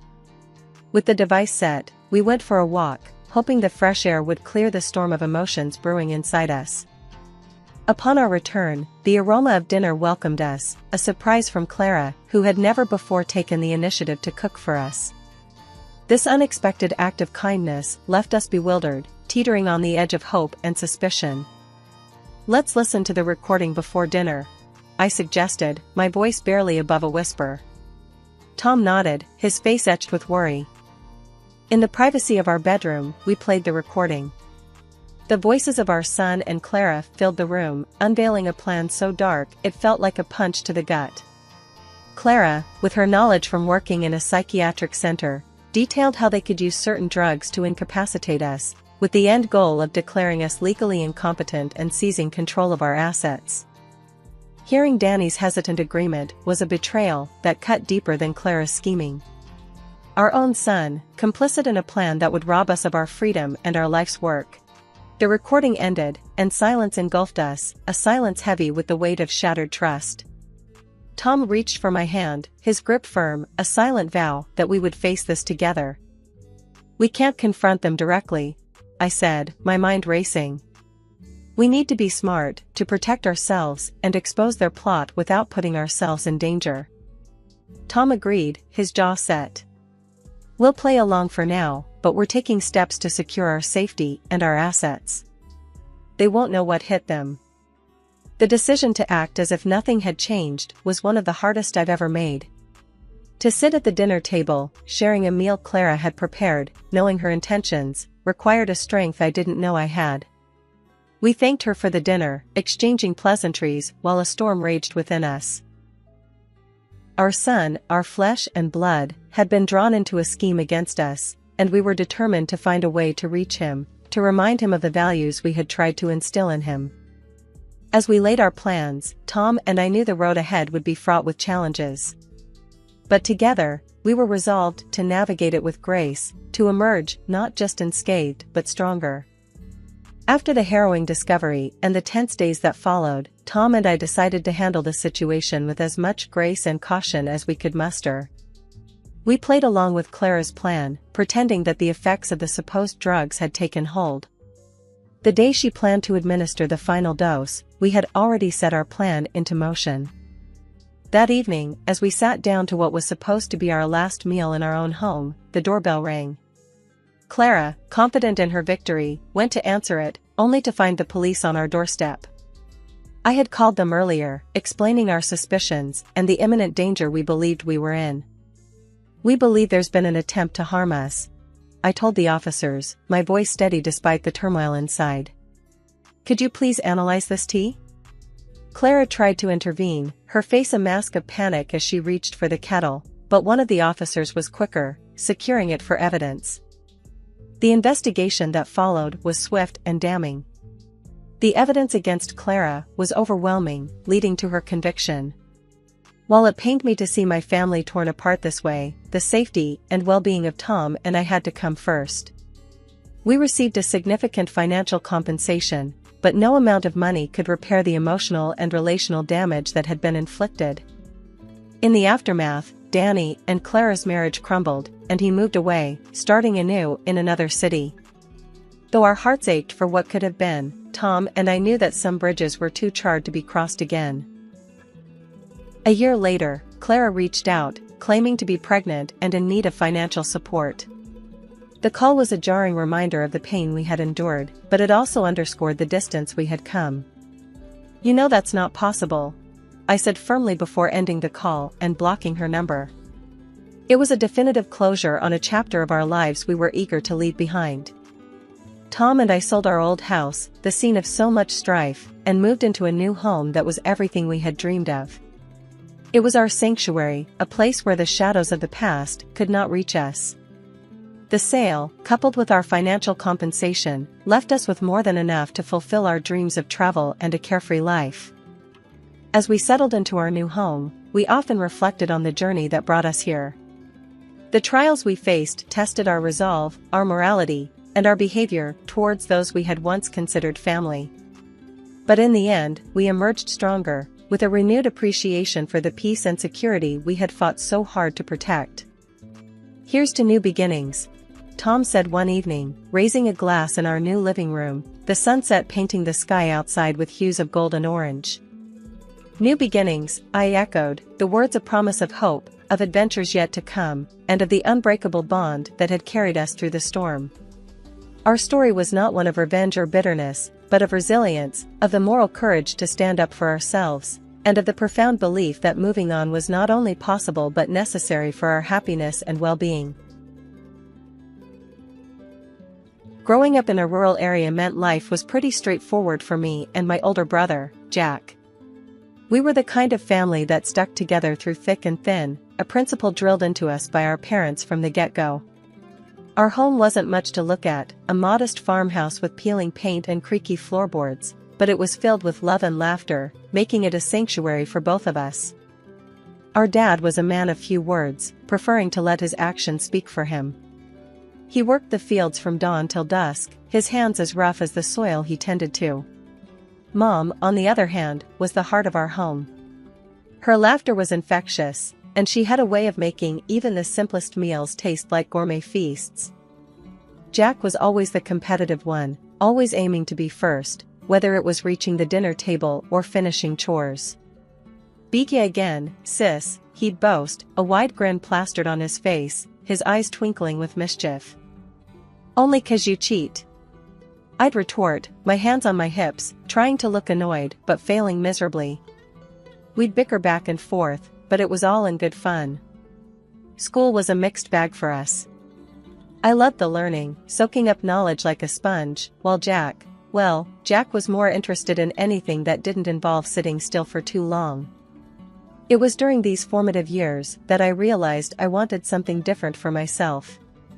I loved our home, but I yearned to see what was beyond the fields and fences that made up our world.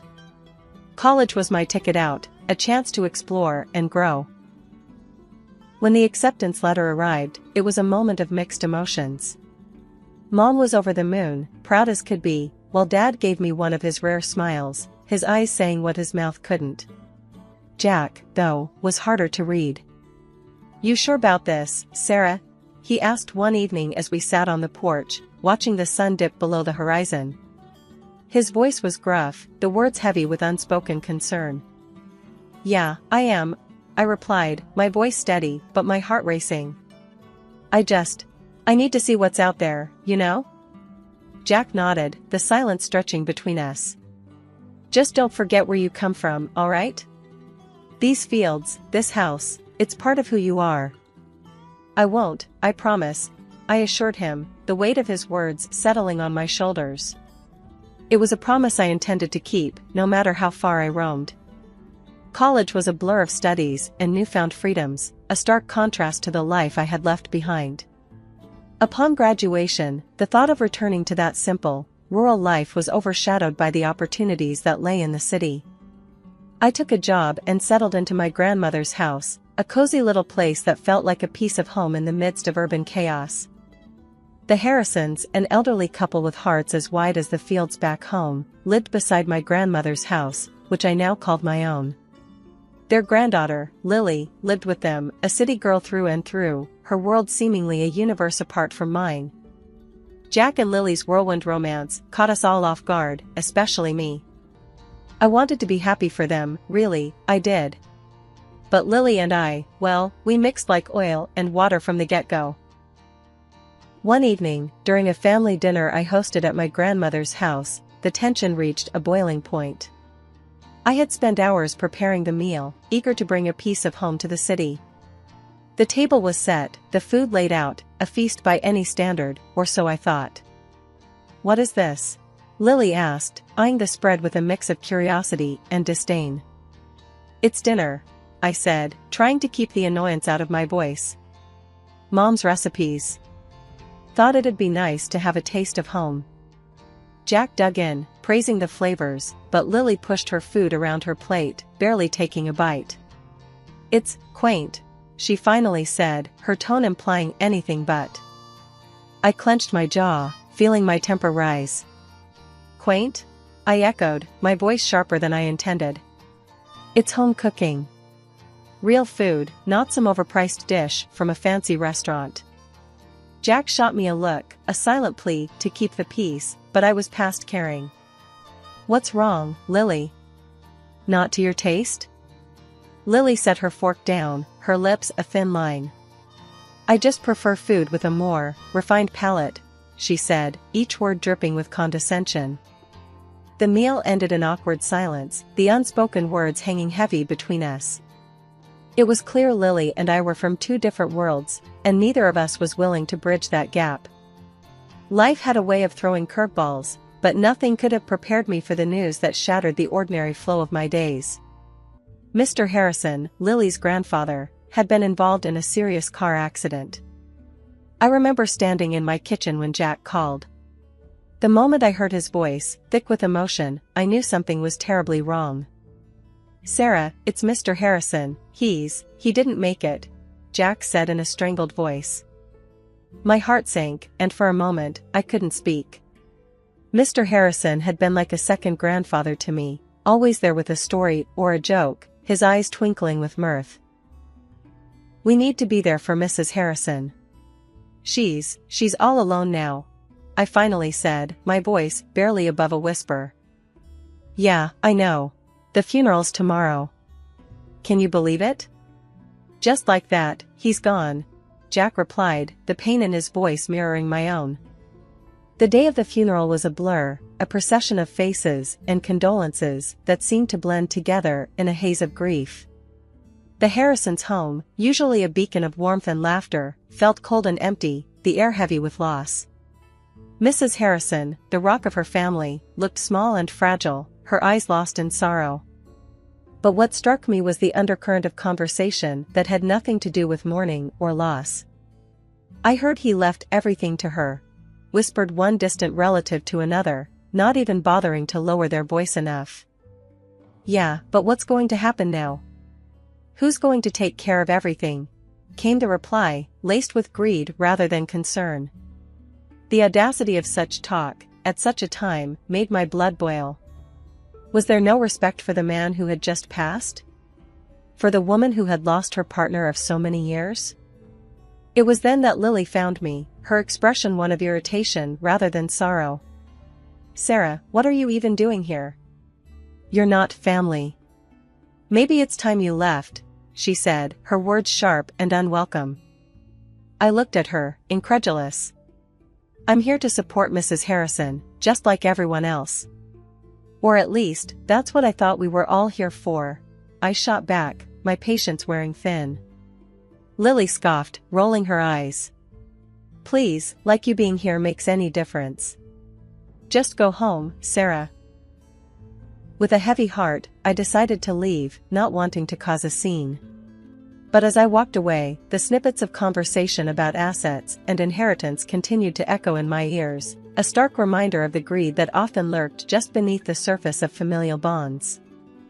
The day after the funeral, my phone rang, slicing through the silence of my home. The screen displayed Mrs. Harrison's number, and I answered immediately, my voice thick with concern. Sarah, dear, could you come over? I need to talk to someone. Mrs. Harrison's voice trembled through the line, her usual strength buried under layers of grief and fatigue. Of course, Mrs. Harrison. I'll be right there, I replied, my heart aching for the woman who had suddenly found herself alone in the world. Arriving at her doorstep, I was greeted by a sight that tugged at my heartstrings. Mrs. Harrison stood there, a shadow of her former self, her eyes brimming with unshed tears. Without a word, she ushered me inside, into the living room where so many of our neighborhood's memories had been made. Thank you for coming, Sarah. It seems you're one of the few who truly cares, she began, her voice laced with a sorrow that resonated deep within me. It's what neighbors are for, Mrs. Harrison. How are you holding up? I asked, though the question felt inadequate against the magnitude of her loss. She sighed, a long, weary exhalation that seemed to carry the weight of the world. As well as can be expected, I suppose.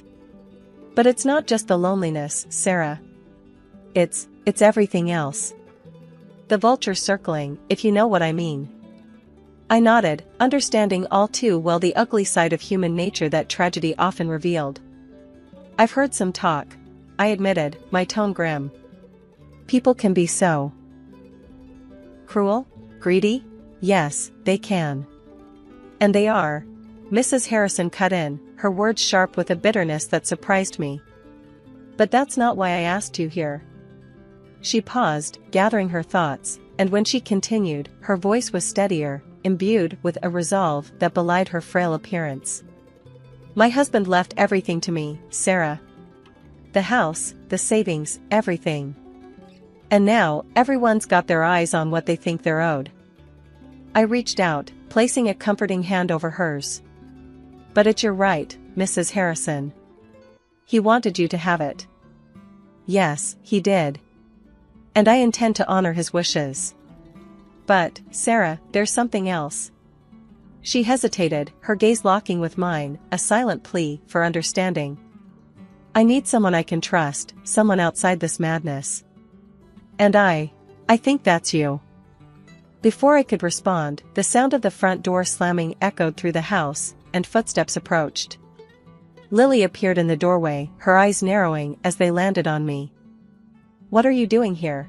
She demanded, her tone as cold as ice. I was just checking on Mrs. Harrison, I replied, my patience wearing thin at her constant hostility. Lily scoffed, dismissing my words with a wave of her hand. Well, you've checked. Now leave. We have family matters to discuss. Mrs. Harrison stood up, her stature small, but her presence commanding. Lily, Sarah is here because I invited her. She's been more of a family to me lately than my own blood. The tension in the room was palpable, a standoff between the grieving widow and the entitled granddaughter-in-law. But before the situation could escalate further, I decided to take the high road. I'll go, Mrs. Harrison. But please, call me if you need anything at all, I said, offering her a reassuring smile. In the 6 months following the uncomfortable confrontation at Mrs. Harrison's, my life seemed to drift back into a semblance of normalcy, at least on the surface. The once frequent visits to Mrs. Harrison's home ceased almost entirely.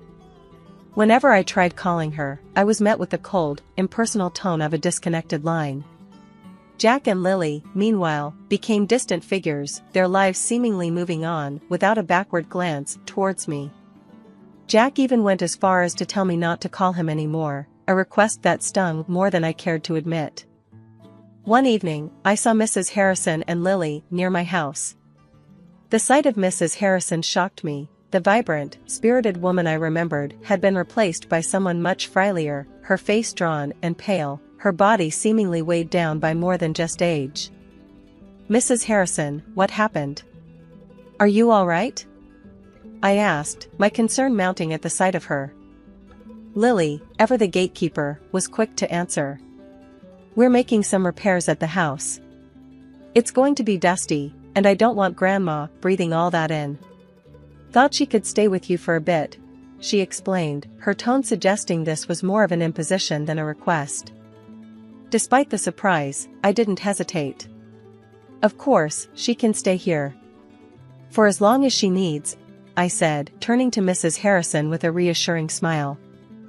Lily didn't waste any time. Almost immediately, she brought over a few small bags containing Mrs. Harrison's essentials. "The repairs should only take a couple of months. I'll give you a call when it's all clear for her to come back," she said, her voice carrying a finality that suggested the topic was not open for discussion. The moment Mrs. Harrison crossed the threshold into my home, something shifted. It wasn't just a physical move from one place to another, it was as if she was stepping out of a shadow that had held her captive far too long. When she sat down, the dam broke, and her tears flowed freely, each one a testament to the silent struggles she'd endured. Wrapped in a hug, Mrs. Harrison's voice was muffled, but her words were clear enough to send a chill down my spine. "I've been living like a prisoner, Sarah. Couldn't step outside without asking, like I'm some kind of hostage in my own home. Night after night, those parties, the noise. And there's no repairs, none. It's all a sham. Lily, she wants me gone." Hearing her speak, my heart sank. Mrs. Harrison, the woman who'd always greeted me with a smile, had been suffering in silence, tormented in what should have been her sanctuary.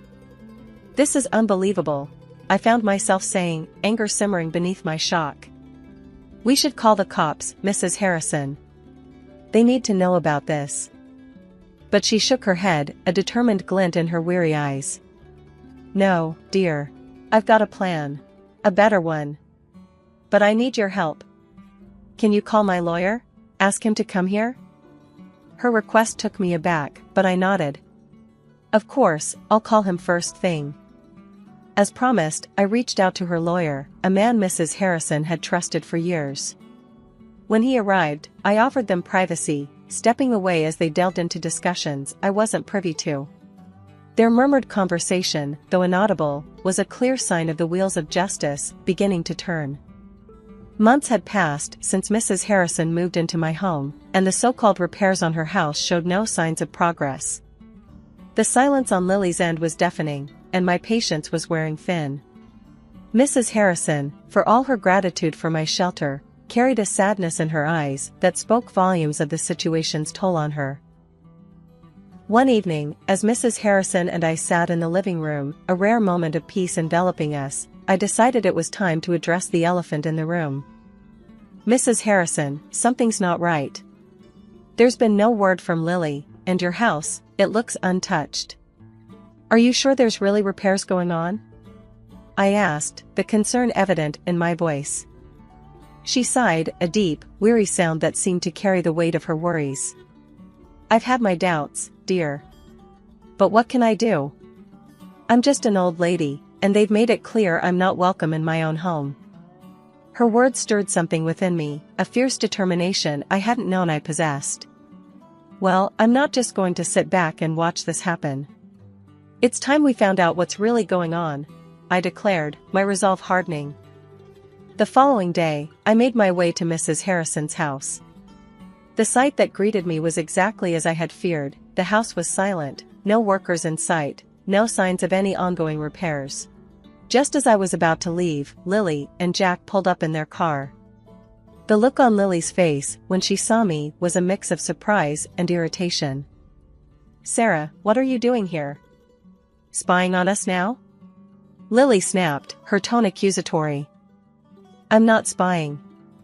I'm looking for answers. Mrs. Harrison deserves to know what's happening with her house," I shot back, my patience wearing thin. Jack, who had been silent up to this point, finally spoke up. "Look, Sarah, this doesn't concern you. Just leave it be."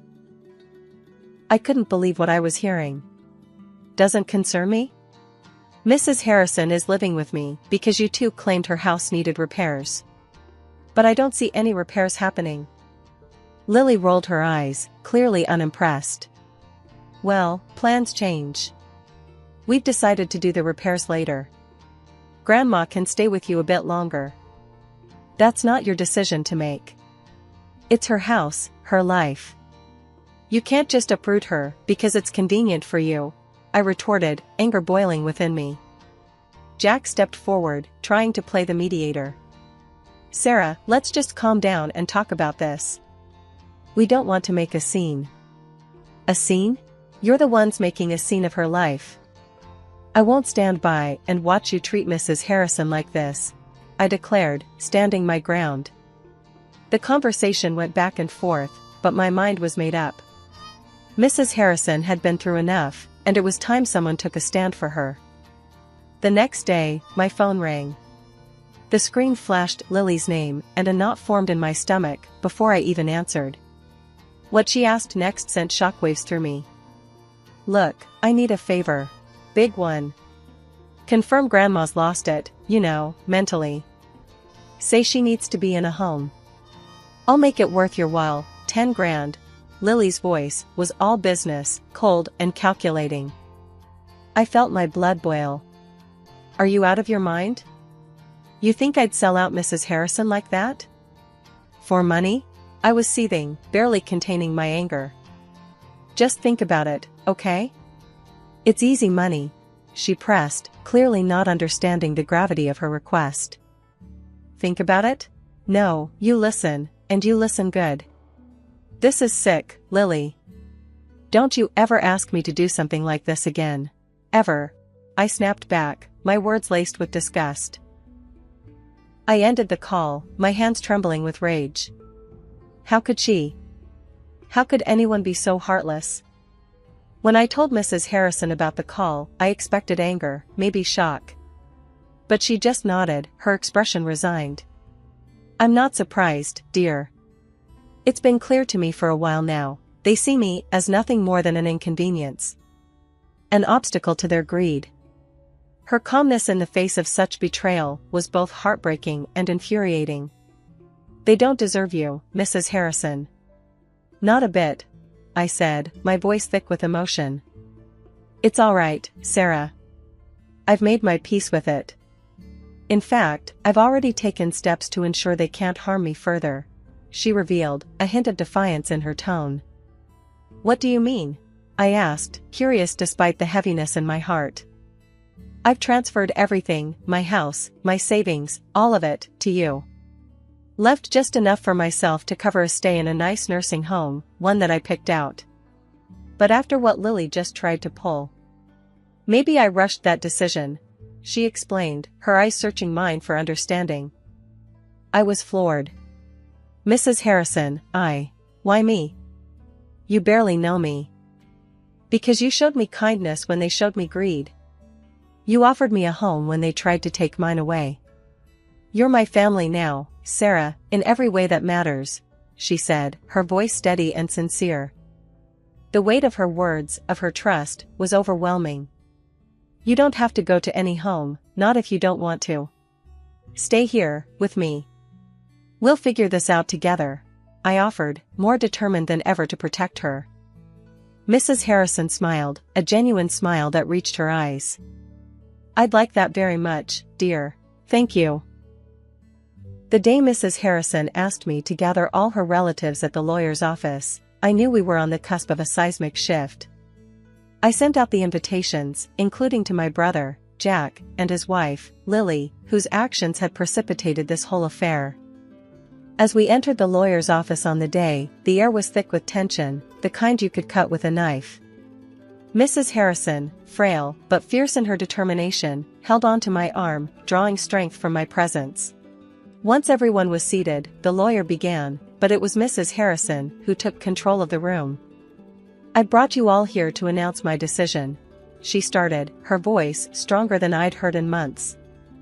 Over the past few years, I've seen true colors shown, care withheld, and greed run rampant in this family. There was an audible shift in the room, discomfort and denial mingling in the charged atmosphere. I have decided to disinherit my daughter, my son, and my grandchildren, she continued, each word deliberate, her gaze unwavering. The only person who has shown me kindness and decency is Sarah. She's my heir. Jack and Lily's faces turned a shade of red I hadn't seen before, their outrage palpable. Murmurs of disbelief and anger bubbled up among the relatives, but Mrs. Harrison wasn't finished. Furthermore, I demand financial compensation from Lily and Jack for the distress they've caused me and for them to vacate my house immediately, she added, the lawyer nodding in agreement beside her. You can't do this to us. Your family. Lily shrieked, her voice shrill with desperation. Family? Mrs. Harrison echoed, a bitter laugh escaping her lips. This is what family does? No. Sarah has shown me more compassion and respect than any of you. The lawyer, sensing the situation spiraling, stepped in. If we cannot proceed civilly, I will not hesitate to call the authorities, he warned, his voice a calm in the storm. Well, we just left. After Mrs. Harrison and I had spent a year and a half as more than just neighbors, but as family, her health took a turn for the worse. It was a tough blow, watching her grow weaker, spending her final days in the hospital. I was there as often as I could manage, holding her hand, talking about everything and nothing, trying to offer comfort in the face of the inevitable. A week after one of those quiet visits, she passed away. I took it upon myself to arrange a proper send-off for her. Despite reaching out through the lawyer to all her relatives, the day of the funeral came and went without a single one of them showing up to pay their respects. On the day of the funeral, my phone rang. It was Lily, the voice on the other end sounding desperate and defeated. I don't know how to say this, but we're in a bad spot. Jack lost his job, and we're behind on everything. Can we live in the house? We've got nowhere else. Her request left me in a tight spot, emotions and memories clashing like thunder. Lily, you know that was never my decision to make. Mrs. Harrison made her choices clear, and they were about more than just a roof over your head. It was about respect, love, something you all seem to forget. But we're family, she protested weakly, the argument sounding hollow even to her ears. Family? I echoed, the word bitter on my tongue. Family doesn't do what you did. She needed you, and you turned your back. You made your choice, Lily. Now, you have to live with it. Ending the call, I felt a mix of anger and sorrow. It wasn't just about the house or the money, it was about the values Mrs. Harrison stood for, the lessons she taught me about kindness, integrity, and standing up for what's right. It was a typical Thursday evening at our place, nestled on the outskirts of a sprawling city. Tom and I had settled into our usual routine, him with a beer in hand, lounging on the couch after a long day at his auto repair shop, and me, Nora, eyes glued to my laptop, tracking the latest stock and cryptocurrency trends. Our home, a cozy two-story we picked out for its promise of family and future, now felt more like a battleground for our increasingly divergent lives. So, how was the market today? Tom asked, his tone casual, but I sensed the underlying tension. It had become our norm. Same as always, ups and downs. Crypto's looking good, though, I replied, trying to keep the peace. Tom scoffed, setting his beer down with a little too much force. Crypto, again? You know, not everything that glitters is gold, Nora. I sighed, closing my laptop, bracing for the conversation we'd had countless times. And not every car that comes into your shop is worth fixing, but you do it anyway, because you see the value in it. Why can't you see the value in what I'm doing? Because cars are real, Nora. You can touch them, fix them, sell them. What you're doing, throwing our money at the wind, hoping it'll fly back with more, it's just reckless. I felt the anger bubble up, the same old argument wearing thin. Reckless? It's not reckless, Tom. It's calculated. There's a difference between gambling and investing. I wish you'd try to understand that. Tom stood up, pacing now. Calculated? You call putting our hard-earned money into something as volatile as cryptocurrency calculated? Yes, I do, because I don't go in blind. I research, I study trends, I make informed decisions. It's no different from what you do with your shop. My shop is a sure thing, Nora. People always need car repairs. But this is just a phase. What happens when it crashes, huh? What then? We could lose money in any investment, Tom. The shop could falter. Nothing's guaranteed. But we've seen good returns on my investments. Isn't that worth something? Tom stopped pacing, running a hand through his hair in frustration. It's not just about the money, Nora. It's about security, about not risking everything on a damn coin flip. Why can't we invest more in the shop, expand it? That's a real, tangible way to grow our money. And put all our eggs in one basket? What if something happens to the shop, Tom? Diversification is key. That's investing 101. He shook his head, the gap between our perspectives as vast as ever. Diversification, sure. But into something stable, not this digital fairy dust. I stood up now, feeling the need to defend my choices, my independence. You know, for someone who runs his own business, you're surprisingly close-minded. And you're surprisingly stubborn, he shot back. All I'm saying is, we could be using that money to build something lasting, something we can see and touch, not just numbers on a screen.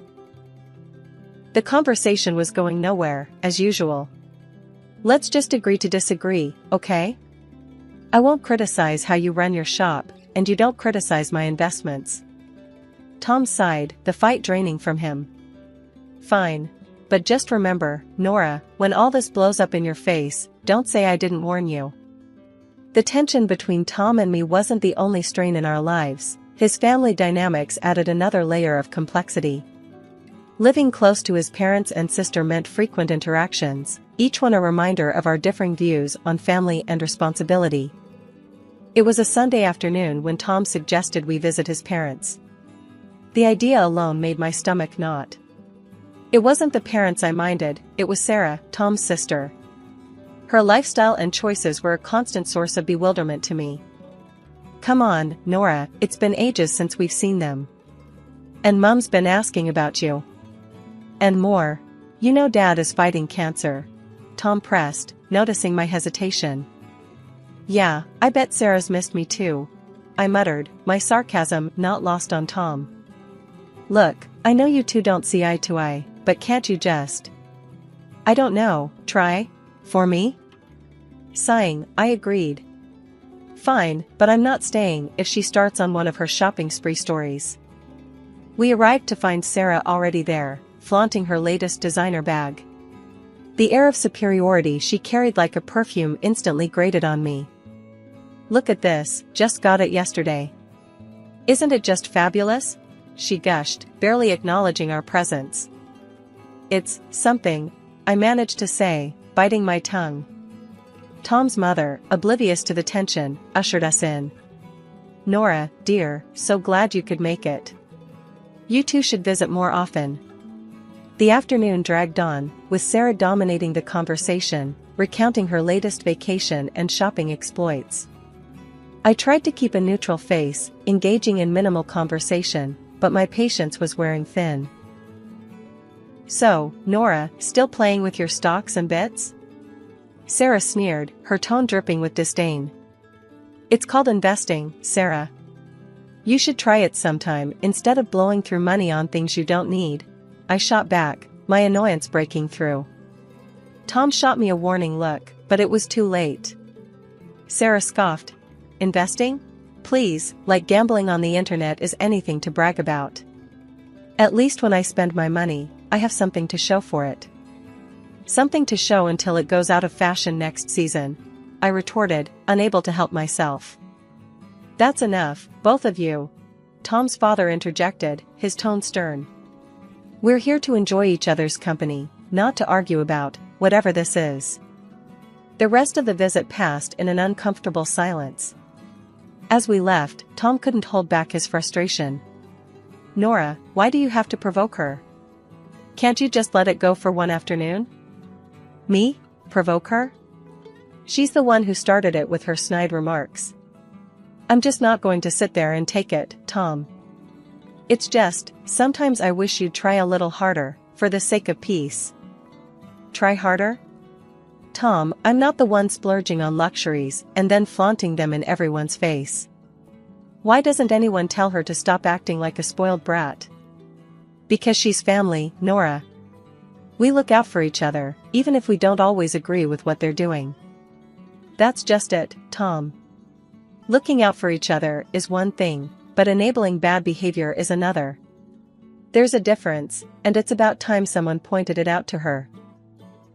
Tom sighed, the weariness evident in his voice. I know. But what can we do? She's set in her ways, and Mom and Dad aren't going to change how they treat her. It's not just about Sarah, Tom. It's about us, too. How are we supposed to plan for our future when there's always going to be this financial black hole in your family? We'll figure it out, Nora. We always do. The news hit us hard and fast. Tom's dad, Mr. Harrison, had lost his battle with cancer. It felt like one moment we were discussing treatment options, and the next, we were plunged into mourning. Amidst the shock and grief, Sarah, Tom's sister, took charge of the funeral arrangements. It wasn't long before she dropped a bombshell on us about the cost. Sitting in our living room, looking like a storm cloud had settled over his head, Tom relayed what Sarah had told him. "Nora, Sarah says the funeral's gonna cost $60,000. She's expecting us to chip in half." I nearly choked on my tea. $60,000? Tom, that's insane. Are we funding a funeral or a royal wedding here? Tom's face darkened, his eyes narrowing. Now's not the time, Nora. This isn't about the money. It's about giving my dad the send-off he deserves. But $60,000? There has to be a mistake. It's too much. Too much? Tom's voice rose, and I could see the vein in his forehead starting to pulse. My dad has just died, Nora. And here you are, haggling over pennies. What's wrong with you? I flinched at his harshness. I'm not haggling, Tom. I'm just shocked. We never even spent that kind of money on our own house. Tom stood up abruptly, his chair scraping against the floor. You know what? I don't need this. I don't need you telling me what's too much for my own father's funeral. If you can't see past your damn spreadsheets for once, maybe you should just stay out of it. The hurt from his words cut deep, but I swallowed my retort. This was grief talking, not my Tom. I'm sorry, Tom. I'll transfer the $30,000 to Sarah. It's just, this is a lot to process. Tom paced the room, hands buried in his hair, a gesture of frustration I'd come to recognize over the years. Yeah, well, it's not just about the money, Nora. It's about doing right by him. And if that means paying whatever it costs, then so be it. When I confirmed the transfer to Sarah, Tom barely acknowledged it, lost in his own world of grief and anger. The distance between us felt like miles, not the few feet of our living room. Walking into the funeral agency, I felt the weight of the world on my shoulders. The last few days had been a blur of grief and confusion, but nothing could have prepared me for what I was about to learn. I'm here for Mr. Harrison's funeral, I announced to the woman behind the counter, trying to keep my voice steady. She looked up from her computer, her expression apologetic. I'm sorry, ma'am, but you're a day late. Mr. Harrison was cremated yesterday. My heart stopped. What? But, how? I was told the funeral was today. She shook her head gently, her eyes full of sympathy.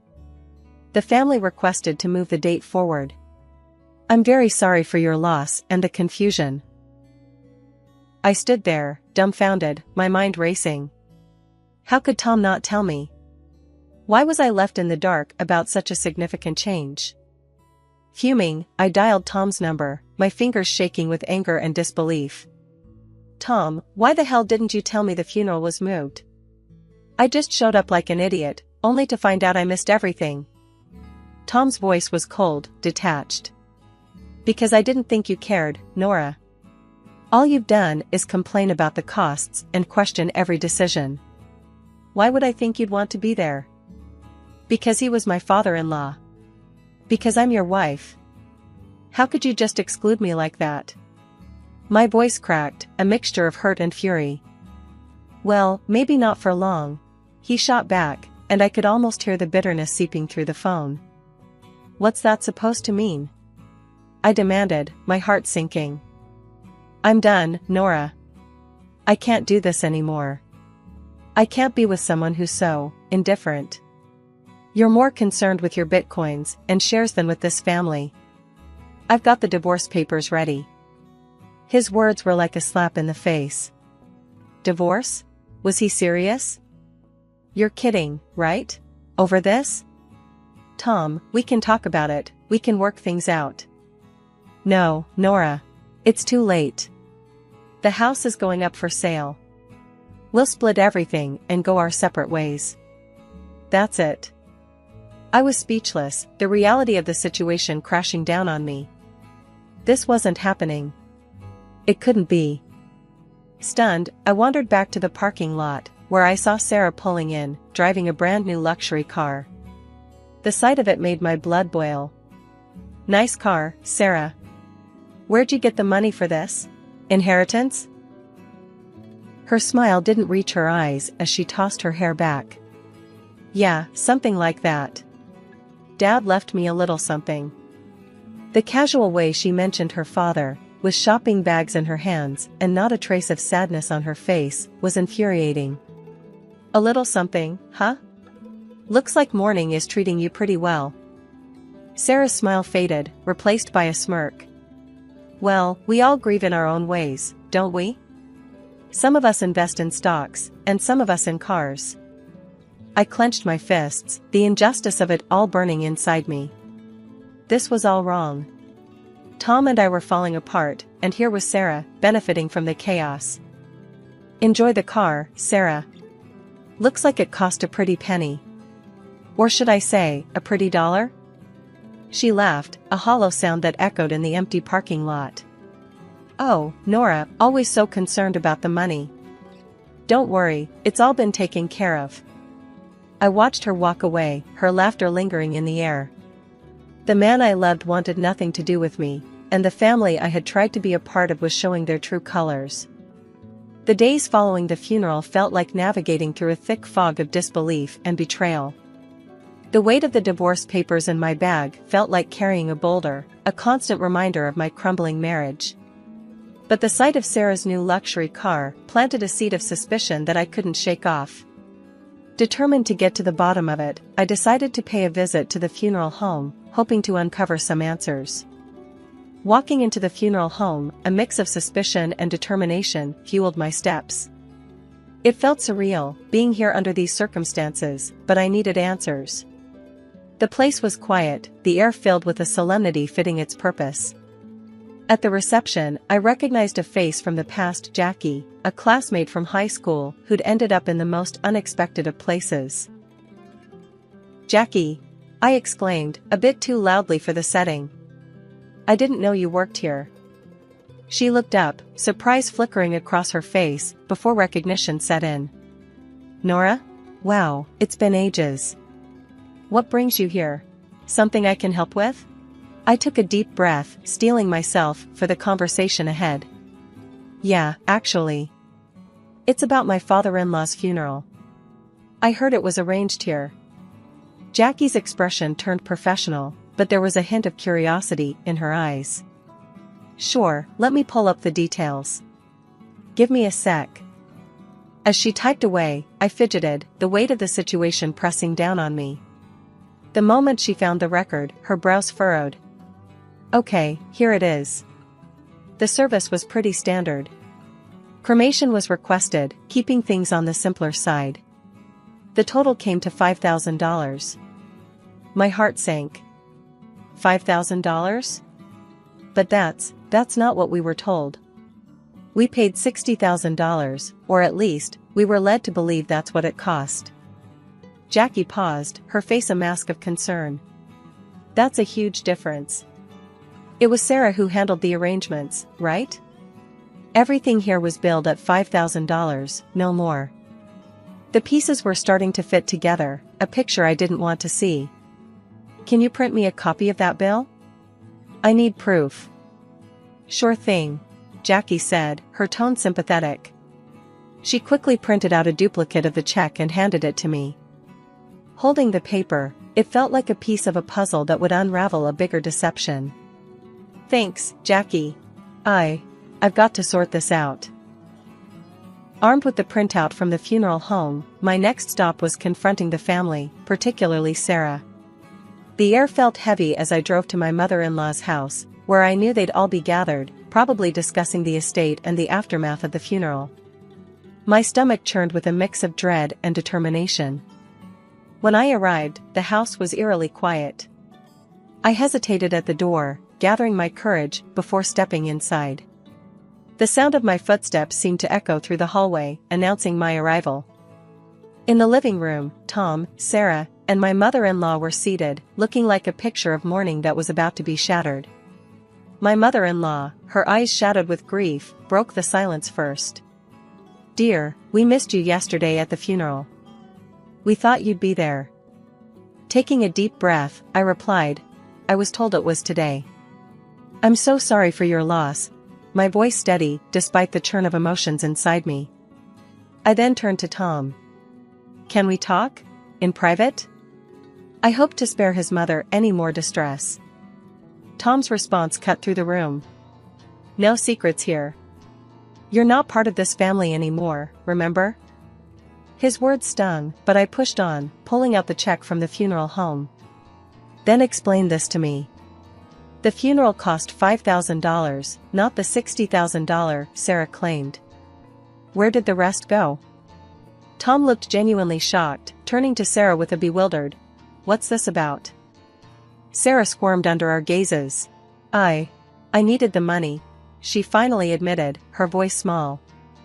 The revelation seemed to hang in the air until Tom's mom, overhearing, added, "Your father saved for his own farewell.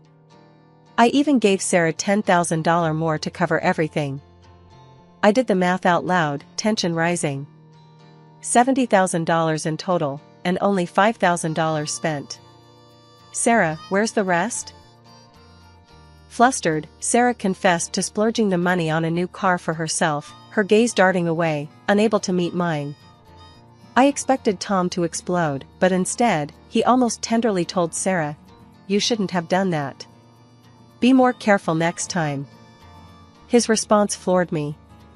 "Careful? She committed fraud, Tom. And you're okay with that?" Tom's justification left me reeling. "You wouldn't understand. You've got no family, you don't get what it means to stick together." That was the last straw. In front of them all, I signed the divorce papers with a flourish. "Sarah, you owe me $30,000. Pay up, or I'm going to the police." Tom's protests followed me out the door, but I didn't look back. I'd seen enough, heard enough. The betrayal was complete, and so was my resolve. As I walked away, the finality of my actions settled in. There was no going back, only forward from here, away from the lies and the deceit that had marred what I once thought of as family. Packing up my life into boxes felt surreal, like I was an observer in my own story. The "for sale" sign outside the house was a stark reminder of the finality of it all. By afternoon, I was settling into a small apartment that felt more like a fresh start than a downgrade. That evening, as I was sorting through the remnants of my past life, my phone rang. Tom's name flashed on the screen, a name I no longer felt attached to. I answered, curiosity edging out resentment. "Nora, you need to back off Sarah." Tom's voice came through, tinged with an uncharacteristic harshness. "Back off?" I laughed, cold and sharp. "Not a chance, Tom. She took from me, and I want it back. Your sister's a thief." Tom was silent for a moment. She's family. You wouldn't understand. Family? I scoffed. That ship has sailed, Tom. As far as I'm concerned, you and your sister are just people I used to know. He tried to argue, but I cut him off. Save it. Sarah has 2 weeks to return my money, or I'm pressing charges. And you? Stay out of it. You're nothing to me now. Hanging up, I felt a mix of sadness and liberation. The man I once loved was now just another obstacle in my path to reclaiming my life. 2 weeks later, a knock at my door heralded the return of my $30,000. Sarah stood there, her posture defiant, a sneer playing on her lips. Here's your money, she spat, thrusting an envelope into my hands. Happy now, you money-grubbing witch? I took the envelope, my gaze steady. It's not about the money, Sarah. It's about principle. About not letting you walk all over people. She laughed, hollow and bitter. Whatever helps you sleep at night. As she turned to leave, I called out. Just remember, Sarah. Karma's a real pain. What goes around, comes around. Closing the door, I leaned against it, the envelope heavy in my hand. The money was a small victory, but the real win was standing up for myself, refusing to be a victim of their greed and lies. Life had found a new rhythm, calmer and more predictable, when out of the blue, my phone rang, displaying a number I hadn't seen in a while. It was Tom, a voice from a past I had neatly folded away. Hey, I need a favor. A big one. Tom's voice sounded more worn than I remembered. I paused, the suddenness of the call throwing me. A favor? Tom, we're past favors, don't you think? It's Sarah. She's in deep this time. Debt's up to her eyeballs, and the wolves are at the door. We've sold everything, the house, the shop, it's still not enough. His words took a moment to sink in. And you're calling me why? I'm not part of this circus anymore, Tom. He sighed, a sound of desperation. Come on, don't be like that. You got out, made it big with your trading. Can't you spare something, for old time's sake? I couldn't believe what I was hearing. After everything, he still saw me as a lifeline for their mess. Spare something? For her? After she nearly ruined us with her lies? You've got some nerve, Tom. It's not just for her. It's for all of us. You wouldn't be where you are without me. Don't forget that, he countered, his voice edged with bitterness. A laugh, sharp and short, escaped me. Where I am is despite you, not because of you. You think I owe you? That's rich. There was silence on the line, heavy and uncomfortable. So, that's it then? You're going to turn your back on us? Us? There is no us, Tom. There hasn't been for a long time. And as for turning my back, I think you've got me confused with someone who still cares. Hanging up, I felt a mix of emotions. Anger, yes, but also relief. That chapter of my life was truly closed now. Sitting in the living room of my new house, a place I had earned with my sweat and smarts, I realized how far I had come. This was my sanctuary, built not on the shaky grounds of deceit and manipulation, but on my resilience and hard work. Growing up in a small town with folks who believed in hard work over anything fancy, I was your typical girl next door, Margie. My family wasn't rich, but we were happy, and they instilled in me the value of hard work from a young age. After college, chasing a slice of independence, I moved to a bigger city, a place that felt like a different world. It was there my life took a turn I never saw coming. I landed a job as a sales manager at a big company, which was a big deal for a small-town girl like me. The job was demanding, but I thrived on the challenge. Unlike my peers, who were all about hitting the clubs after work, I was more likely to be found curled up with a book or working overtime. That was until David walked into my life. David was everything I didn't know I was looking for. He was charming, with a smile that could light up the darkest rooms, and a sense of humor that could make anyone laugh. We met through work, and what started as casual coffee breaks turned into long dinners, and before I knew it, I was head over heels. I can't believe how lucky I am, I remember telling him one evening as we walked along the river, the city lights reflecting like stars in the water. Believe it, Margie. You're the best thing that's happened to me, he said, his hand finding mine. It wasn't long before we got married. It was a simple ceremony, nothing too fancy, just how we liked it. Our daughter, Lily, came into our lives not long after, and suddenly, our little family felt complete. Life was good. David and I found joy in the simple things.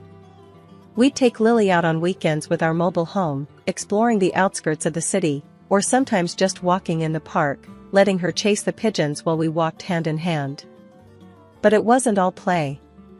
Balancing work and family life was tough. After Lily was born, I switched to working half days to be there for her more. David was supportive, always saying, "Do what you need to, babe. We'll make it work." And we did.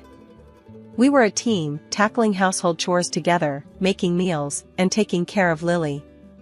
David's parents were a big help too. They adored Lily and were always there when we needed a hand. "You two are doing great," David's mom would often say. "It's not easy, but you're making it look like it is." It felt like we had everything figured out. But life has a way of throwing curveballs when you least expect it. One evening, as we were cleaning up after dinner, David mentioned working late more often. "The project's picking up steam. Gonna need to put in extra hours," he said, almost apologetically. I understood, or at least I tried to. "We'll manage. Just don't work yourself too hard," I replied, trying to keep the worry out of my voice. The shift was gradual, like the slow buildup of clouds before a storm, unnoticed until the downpour is upon you. David's late nights became more frequent, and the warmth that used to fill our home started to cool. I tried to shrug it off, telling myself it was just the stress of his job. But deep down, I knew something was off. Lily started asking more about her dad. "Why isn't Daddy home for dinner?" Her innocent questions were like punches to my gut. I did my best to soothe her. "Daddy's got to work, sweetie. He'll be home soon." But the soon stretched longer and longer. One day, I got held up at work, something I couldn't avoid. I called David, hoping he could pick up Lily from school. His reaction was like a slap across my face. "What do you mean you're stuck? Can't you see I'm swamped? Handle your own mess," he snapped over the phone, before hanging up. Tears stung my eyes, not just from his words, but from the shock of hearing him talk to me like that. I'd never seen this side of him. Panicking, I called his mom. "Hey, it's me. I'm in a bind. Can you grab Lily from school?" I asked, trying to keep my voice steady. "Of course, dear. Is everything all right with David?" she replied, concern evident in her voice. "Yeah, just work stuff." "Thanks, I owe you one," I managed, feeling a mix of relief and embarrassment. As days turned into weeks, David's detachment grew. He wasn't just absent physically, but emotionally too. Our home felt like a house with no life in it. I tried talking to him, reaching out, trying to bridge the gap that kept widening between us. "David, we need to talk. Whatever this is, it's not working. Lily misses you, I miss you," I said one night, mustering all the courage I had. He barely looked at me, his eyes glued to his phone. "What do you want from me, Margie?" "I'm here, aren't I? Just tired, that's all," he muttered, his tone dismissive. "But that's just it, you're here but not really. You don't talk to me. What's going on?" I pressed, desperate for any crumb of affection or concern. "Nothing's going on.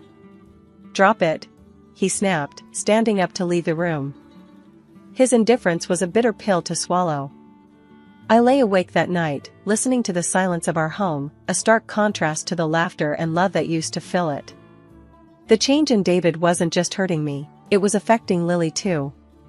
She became quieter, her bright spark dimming with each day her father pushed us away. It wasn't just the emotional distance, David stopped helping around the house altogether. Tasks we used to share now fell squarely on my shoulders.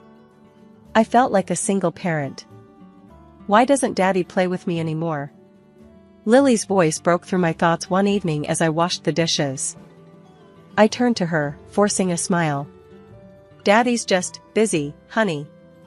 But we can play, what do you say? Your choice of game, I offered, trying to mask the ache in my heart. She nodded, a small smile on her lips, but her eyes were searching, looking for the father she adored and missed. The divide between us grew, and with it, my loneliness.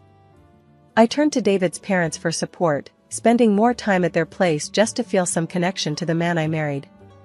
They noticed the change too, but were at a loss on how to help. It's just a rough patch, dear. Every marriage has them. David's mom tried to reassure me, but her eyes told a different story, one filled with concern and uncertainty. As the days passed, the silence in our home grew louder, a stark reminder of the rift between David and me. I clung to the hope that maybe, just maybe, things could go back to how they were. In a desperate attempt to break through the ice that had formed around us, I planned a surprise. I bought tickets to a local music show, thinking it could reignite the spark we once had. The moment I told David about the surprise, his reaction was far from what I had hoped for. A music show? Seriously, Margie? You know I'm swamped with work. I don't have time for this, he said, barely looking up from his laptop. But it's been ages since we did something as a family. Lily would love it, and I thought it could be a nice break for us, together, I replied, trying to keep my voice steady despite the hurt his words caused. Great, another thing to add to my never-ending to-do list. Thanks, but I'll pass. You two go and have fun, he said dismissively, turning his attention back to his work. I stood there, feeling like a fool.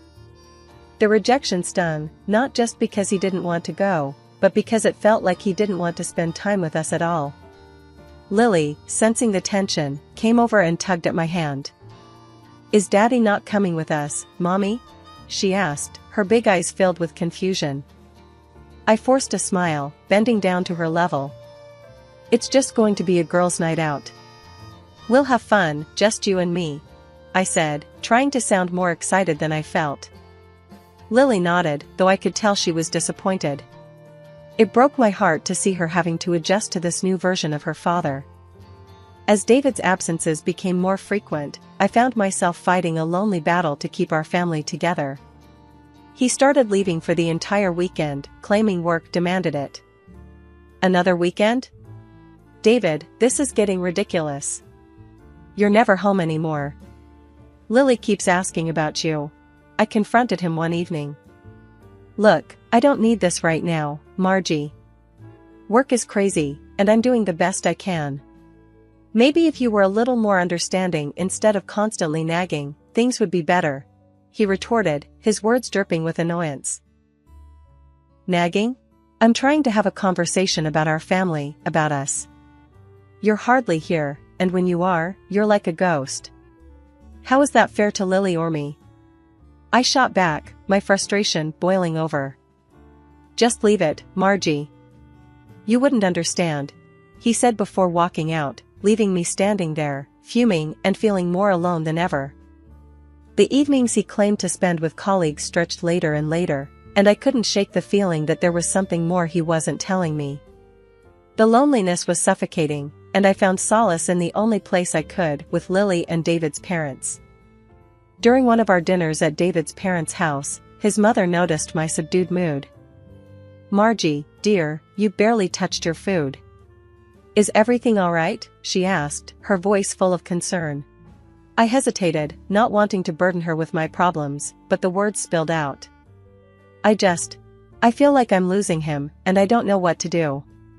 He's always working or out, and when he's home, it's like he's not really here. Lily misses him, and I miss my husband. David's father, who had been quietly listening, chimed in. Have you tried talking to him, really sitting him down and telling him how you feel? I let out a humorless laugh. Talking to David? It's like talking to a wall these days. He doesn't listen, or worse, he gets angry. I'm at my wit's end here. David's increasing late nights and vague excuses pushed me to a decision I never thought I'd make. Hiring a private investigator felt like crossing an invisible line, but the need to understand his actions overshadowed my reservations. Weeks went by with a strange mix of anticipation and dread until the unexpected happened. Our anniversary was approaching, and David surprised me with an invitation to celebrate at an upscale restaurant, promising a weekend together just like old times. I couldn't hide my excitement. Really, David? Just us, like before? I asked, hardly believing the shift in his attitude. Yeah, thought it'd be nice. A break from all the craziness, he replied, his tone casual, almost nonchalant. With renewed hope, I arranged for David's parents to look after Lily, sharing my joyous news. The day arrived with a mix of nerves and excitement. The restaurant was as beautiful as promised, creating a backdrop that felt like a step into our past, a reminder of better days. David was already there, waiting. His gesture of offering me a glass of wine took me by surprise. Come on, let's celebrate. Just this once, he urged when he saw my hesitation. I laughed, a bit uneasy. You know I'm not much for drinking, but okay, just this once, I agreed, wanting to make the most of this rare moment between us. The evening was a blur of wine and toasts. David kept filling my glass, each time insisting, to us. It felt like a dream, our problems momentarily washed away by the ambience and alcohol. But as the night wore on, I felt increasingly unwell, a heaviness dragging me down into a drowsy haze. David, I don't feel so good. I think I need to lie down, I mumbled, struggling to keep my eyes open. Don't worry, I got you. Let's get you home, he said, his voice distant as he helped me into the car. The world outside the car window slipped into darkness as I fell into a troubled sleep, only to be jolted awake by a sudden stop. The air was cold, and I was barely conscious when David dragged me out of the car and onto a bench. Through the fog of my mind, I heard his words, sharp and clear, cutting deeper than any knife. You're just so tiring, Margie. Always there, always expecting so much. I can't do this anymore. His words were a cruel echo in the darkness as I tried to process them, but my body wouldn't cooperate. The world spun, and I felt myself slipping away, his voice the last thing I clung to before darkness claimed me completely. Waking up in the clinic was like trying to piece together a puzzle with half the pieces missing. The pounding in my head matched the confusion swirling through my mind. There, beside me, stood my mother-in-law, her face etched with worry. You're awake, thank God, she sighed, a hand clutching her heart. We found you in a bad part of town, no bag, no ID, nothing. What on earth happened? I tried to sit up, the effort sending waves of nausea through me. I was with David. We had dinner for our anniversary. He said he'd take me home. I managed, the words sounding hollow even to me. Her brows knitted in confusion. But that can't be. David's been out of town. He called yesterday to check on Lily. Said he was sorry he couldn't be here. That didn't make any sense. My head spun not just from the pain but from the stark disbelief. But he was there, we had dinner, I trailed off, the reality sinking in. My own husband's actions were a mystery, his alibi a lie. The worry in her eyes deepened. Let's get you home. We can sort this out later. How's Lily? That was the first coherent thought I had. My daughter, my little girl, was she okay? She's fine, dear. Been asking for you. Let's get you better so you can see her, she reassured me, helping me to my feet. The days that followed were a blur of rest and whispered conversations. I stayed with my mother-in-law, the atmosphere charged with unasked questions. Once I felt stronger, I knew what I had to do. I called the detective I had hired weeks ago, the one I hoped would shed light on David's mysterious behavior. Margie, I have the report. We need to meet. The detective's voice was grave over the phone, promising answers I wasn't sure I was ready for. I met him at a quiet cafe. The envelope he handed me felt like it weighed a ton. "What's in here?" My voice was barely a whisper, fear and anticipation battling within me. "Take your time with it. It's a lot to process," he cautioned, his eyes not hiding his concern. Back at my mother-in-law's house, I braced myself for the worst. The envelope contained photos, receipts, a detailed account of David's comings and goings, evidence of a life I was not a part of, a betrayal laid bare on paper. My hand shook as I absorbed every word, every image. This was the proof of the lie my marriage had become. The man I thought I knew, the life I thought we had built together, it was all a facade. As I drove to the address the detective had given me, my mind was a whirlwind of emotions. Anger, betrayal, but above all, a fierce determination to confront the truth. The evening air felt heavy as I parked outside the nondescript apartment building. With each step towards the door, my resolve hardened.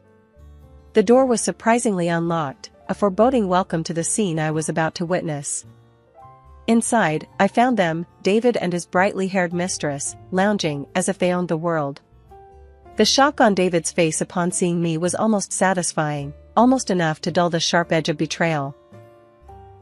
"So this is the hard work that's been keeping you busy every night, huh?" I couldn't keep the bitterness from my voice, nor did I want to. The woman, with her pink hair and bright suit, just smirked at me, arrogance dripping from every pore. "You shouldn't have come here. It would have been easier for you to just disappear," she sneered, making my blood boil. I turned to David, my heart aching with the betrayal. "How could you do this? To me, to us?" I demanded, though a part of me doubted any answer could ease the pain. She laughed, a sound so cold it sent shivers down my spine. "Because you've been in the way of our happiness.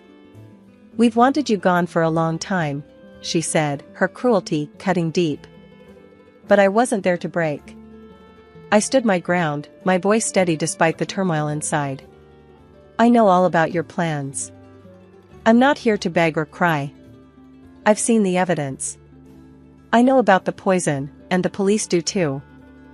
I revealed the evidence I had gathered, the blood test showing the presence of psychotropic substances, the detailed report from the detective outlining David's betrayals, and the video evidence collected by the police that incontrovertibly showed David's attempts to harm me. Their faces fell, but it was the mistress who recovered first. "You can't prove a thing. You're out of your depth," she hissed, but her bravado couldn't mask the fear in her eyes. I pulled out my phone, showing them the recordings of their plotting, their plans to get rid of me. "It's all here. The police have everything they need. And there's more, much more." David tried to speak, but the woman cut him off, still playing the queen of denial. "You think this is over? You think you've won?" She spat, but her words were desperate, the threats empty. I faced them both, my heart heavy but my conscience clear. This was never about winning or losing. It's about justice. For me, for anyone you might have tried to hurt after me. You won't get away with it. As I left, their stunned silence was a cold comfort. The night air felt sharper, somehow, as I stepped outside, but I walked away with my head held high. I had confronted the darkest part of my life head-on, not with violence or anger, but with the truth. The courtroom was charged with tension, every eye fixed on the drama unfolding. It was the day of reckoning for David and his mistress, the day their fates would be sealed by the weight of their own deceit. Despite their defiant denials, the evidence spoke louder than their lies. As the prosecutor laid out the evidence, it was like reliving the nightmare all over again. First came the restaurant's security footage, a silent witness to David slipping something into my glass, a betrayal captured in grainy clarity. Then, the city's cameras painted a damning trail, showing David abandoning me in a place no one should ever be alone at night. The final nail in the coffin was the medical reports, undeniable proof of the toxins coursing through my veins, a sinister attempt on my life. David and his mistress sat side by side, a united front in their guilt. Their attempts to brush off the evidence were pathetic, their lies crumbling under the weight of truth. "It's all a misunderstanding," David tried to argue, his voice lacking any conviction. The mistress chimed in, her arrogance undimmed. "That evidence could have been doctored. You have no proof it was us," she sneered, trying to sound confident. But the evidence was irrefutable. The videos, the tests, the detective's thorough investigation, it all pointed to one undeniable conclusion. They were guilty, and justice was about to be served. The judge's gavel was a sound of finality. Based on the overwhelming evidence presented, this court finds the defendants guilty as charged, the judge declared, his voice echoing through the silent courtroom. And then, the financial compensation, it wasn't about the money, not really. It was about accountability, about making them pay in some small way for the havoc they wreaked on my life and my daughter's. Life now is a stark contrast to those shadowed days. My daughter and I have found peace, a new beginning forged from the ashes of our past. Our home is filled with laughter and love, a safe haven that once seemed impossible to reclaim. "We did it, Mommy." My daughter's words are a balm to my soul, her smile the brightest light in my life. "Yes, we did, sweetheart. We're going to be just fine," I assure her, and in my heart, I know it's true. The journey was long and fraught with pain, but standing here now, with my daughter by my side, I'm reminded of the strength and resilience that lies within us. We've weathered the storm and emerged stronger, ready to face the future with hope and courage. David's parents, once figures I respected and admired, showed their true colors in the aftermath. They were devastated by their son's actions, heartbroken by the betrayal and harm he caused. The day they decided to cut ties with him and rewrite their will, leaving everything to Lily, my daughter, was a day I'll never forget. I remember sitting down with them, the air thick with a mix of sorrow and determination. "We can't undo what David did, but we want to make sure Lily is taken care of," they said, their voices steady but filled with an underlying pain. I was taken aback, not just by their generosity, but by their resolve. I don't know what to say. "Lily, she'll have a future now, thanks to you," I managed, my voice choked with emotion. "It's what's right. She's our granddaughter, and we love her. We want to make sure she knows she's not defined by her father's mistakes," they replied, a firmness in their tone that left no room for argument. Life since then has been a series of adjustments, of finding our footing in this new reality. I went back to work full-time, diving into my role with a renewed sense of purpose. Balancing work and being a single mom to Lily hasn't been easy, but it's been our life, and it's been good. My mother-in-law, bless her soul, has been a godsend. She stepped up in ways I couldn't have imagined, becoming not just a caregiver for Lily, but a pillar of strength for me. Our bond, forged in the fires of family drama, has become unbreakable.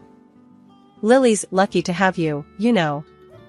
"We both are," I told her one evening as we shared a quiet cup of tea after putting Lily to bed. She waved me off, her usual modest self. "Nonsense. I'm just doing what any grandmother would. Besides, seeing you two happy is all the thanks I need." Our conversations, once filled with the pain and confusion of David's betrayal, now revolve around plans for the future, Lily's latest achievements, and the simple joys of our day-to-day lives. We laugh more, worry less, and cherish the peace that has settled over our home. Lily, growing more each day into a bright and curious young girl, is the light of our lives. She knows she is loved, cherished, and supported, not just by me, but by the extended family that rallied around her. "Mommy, when I grow up, I want to be strong like you," Lily said to me one night, her words filling my heart with warmth. "You already are, my love. You're the strongest person I know," I replied, tucking her in, a sense of contentment settling over me.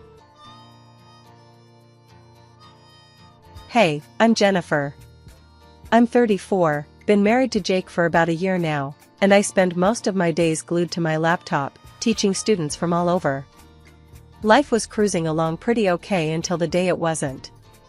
You see, Jake and I live in this pretty awesome house my folks left me. It's big, cozy, and has been just ours until recently. Jake's folks, Martha and Bob, lived just down the road. At first, it was kinda nice having them pop by. But then, the nice turned into a nightmare. Martha, with her lifetime badge of housewifery, started nitpicking everything from my cooking to how I kept the house. And let me tell you, her standards were somewhere up in the stratosphere. "Jennifer, darling, this pasta is a bit bland, don't you think?" she'd say, screwing up her face as if she'd bitten into a lemon. "And the house? Oh, boy. A woman's touch means a spotless home," she preached. "You do want to keep Jake happy, don't you?" I bit back 1,000,001 retorts every time. "Martha, I work. It's not like I can magic the dust away between classes," I tried explaining once, hoping for a shred of understanding. She just sked, waving her hand as if swatting my words away. "Nonsense. It's about prioritizing. Your job is to take care of the home. And Jake, of course." One day, she even had the nerve to inspect Jake's laundry, right in front of me. "You're letting him wear this? The colors have faded. You're not using the right detergent." I was seething, fists clenched so tight I could probably turn coal into diamonds. But I swallowed the anger, thinking, "Keep the peace, Jennifer. They're not staying with us. It's just a visit." But, man, those visits felt like they were stretching the fabric of my sanity thin. Really thin. One sunny afternoon, I was setting up my laptop for my next online tutoring session when I heard a truck pull up outside. Peeking through the window, my jaw nearly hit the floor. There was Jake, helping his parents unload boxes and furniture from a massive moving truck. My heart sank. This wasn't happening. Martha, ever the matriarch, was directing traffic like she owned the place, while Bob just seemed pleased as punch, not lifting much as he surveyed his new kingdom. Jake caught my eye and gave me an apologetic shrug. I stormed out. "Jake, what on earth is going on?" "Oh, hey, babe. Surprise. Mom and Dad are moving in with us. Isn't that great?" He was all smiles, clearly oblivious to the nuclear level of my panic and anger. "Great? Great? When were you planning on asking me, your wife, about this little life-altering decision?" I was practically spitting each word, incredulous. "Babe, calm down. It's just for a little while. They're having some financial troubles, and this way, they can rent out their place for extra cash. It's a win-win." Jake tried to wrap his arm around me, but I was having none of it. Martha chose that moment to waltz over, a commanding figure in her pastel cardigan and pearls. "Jennifer, darling, it's so sensible, don't you think? We're all family here. Plus, you've got so much space in this lovely house of yours. It was meant to be shared." Shared? This house was my sanctuary, left to me by my parents who are no longer with us. It wasn't just some communal flop house. I tried to keep my cool, but my voice had other plans. "Martha, with all due respect, this is my house. Don't you think this is something that should have been discussed?" "Oh, sweetheart, don't be like that. You know, family helps family. We'll make such lovely memories together." Martha was all but patting herself on the back, while Bob nodded along, adding his 2 cents. "Yeah, Jennifer, it's about time we all got closer, don't you think?" Closer? I didn't even know what to say. The arrogance, the entitlement. It was all too much. Jake looked between me and his parents, a deer caught in headlights. "Come on, Jenny. It'll be fine. What's mine is yours, and what's yours is ours, right?" Wrong. So very wrong. But as angry as I was, I couldn't bring myself to kick them out on the spot. Maybe it was shock, maybe it was that tiny voice in my head reminding me what family meant to Jake. So, I did what I'd become an expert at. I swallowed my fury, plastered on a smile, and welcomed them into my home. As the days turned into weeks, I realized this temporary arrangement was anything but. Martha and Bob made themselves right at home, critiquing my cooking, commenting on my lax cleaning habits, and generally making my life a living nightmare. Jake, meanwhile, was either at work or playing the role of the oblivious husband too well. The temporary situation started to feel like a life sentence. Every day, from the moment I cracked my eyes open to the second I collapsed into bed, was a marathon of trying to juggle work and the incessant demands of my new housemates. One morning, as I was prepping for a particularly important tutoring session, Martha barged into my makeshift office, a frown already etched deep into her face. "Jennifer, this place is a pigsty. When was the last time you dusted? And those cups from yesterday are still in the sink." I clenched my jaw, my fingers pausing above the keyboard. "Martha, I've got back-to-back sessions today. I'll get to it when I can," she huffed, crossing her arms. "In my day, we kept a clean house and worked. It's about managing your time better." Managing my time better? I wanted to scream. Instead, I bit back the harsh words and focused on the computer screen, though I could barely see it through the red haze of my anger. Bob wasn't any easier. He had this uncanny ability to need something right when I was in the middle of explaining complex concepts to my students. "Jennifer, where's lunch? I'm starving here," he'd bellow from the living room, oblivious to the "Do Not Disturb" sign I'd hung on my door. "It's in the fridge, Bob.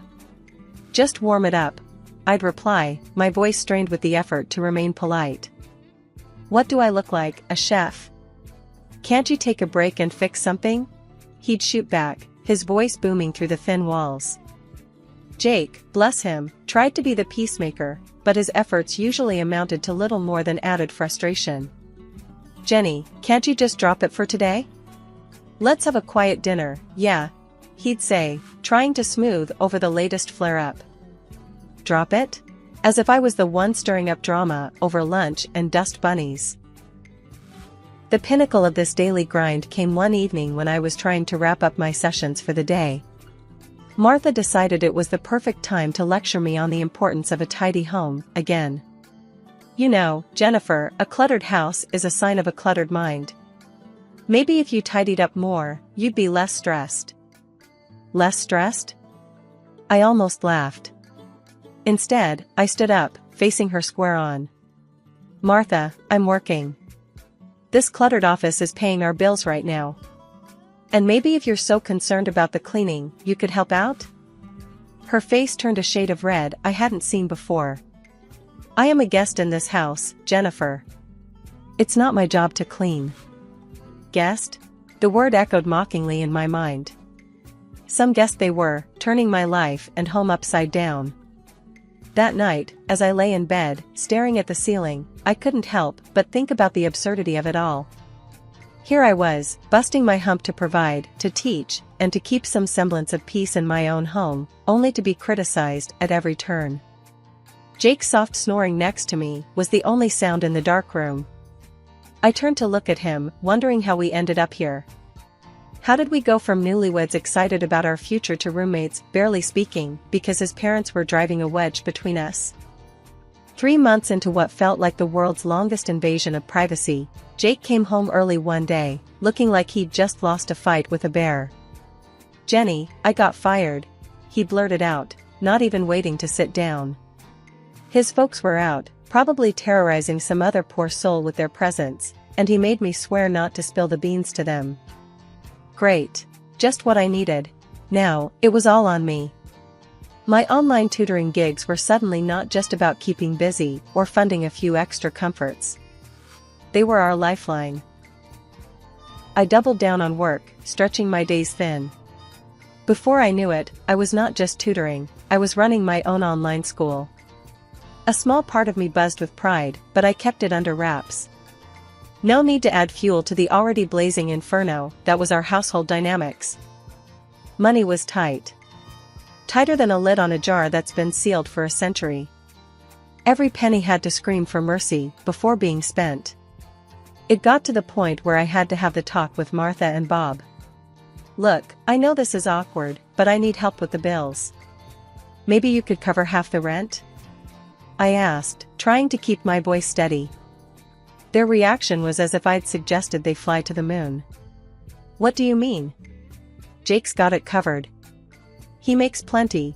Bob scoffed, waving off my request like a bad smell. Yeah, about that. I started, but Jake's pleading look stopped me. He wasn't ready for them to know. He pulled me aside later, whispering, "Just a little longer, Jenny. I'll find something soon, I promise." Promises. Right. Meanwhile, I was teaching, cooking, cleaning, and playing referee, all while trying to smile through gritted teeth. And Martha and Bob? They seemed to have turned complaining into an Olympic sport, barging into my office mid-lesson to demand attention, as if I was hosting afternoon tea instead of running a business. "Jennifer, this is unacceptable.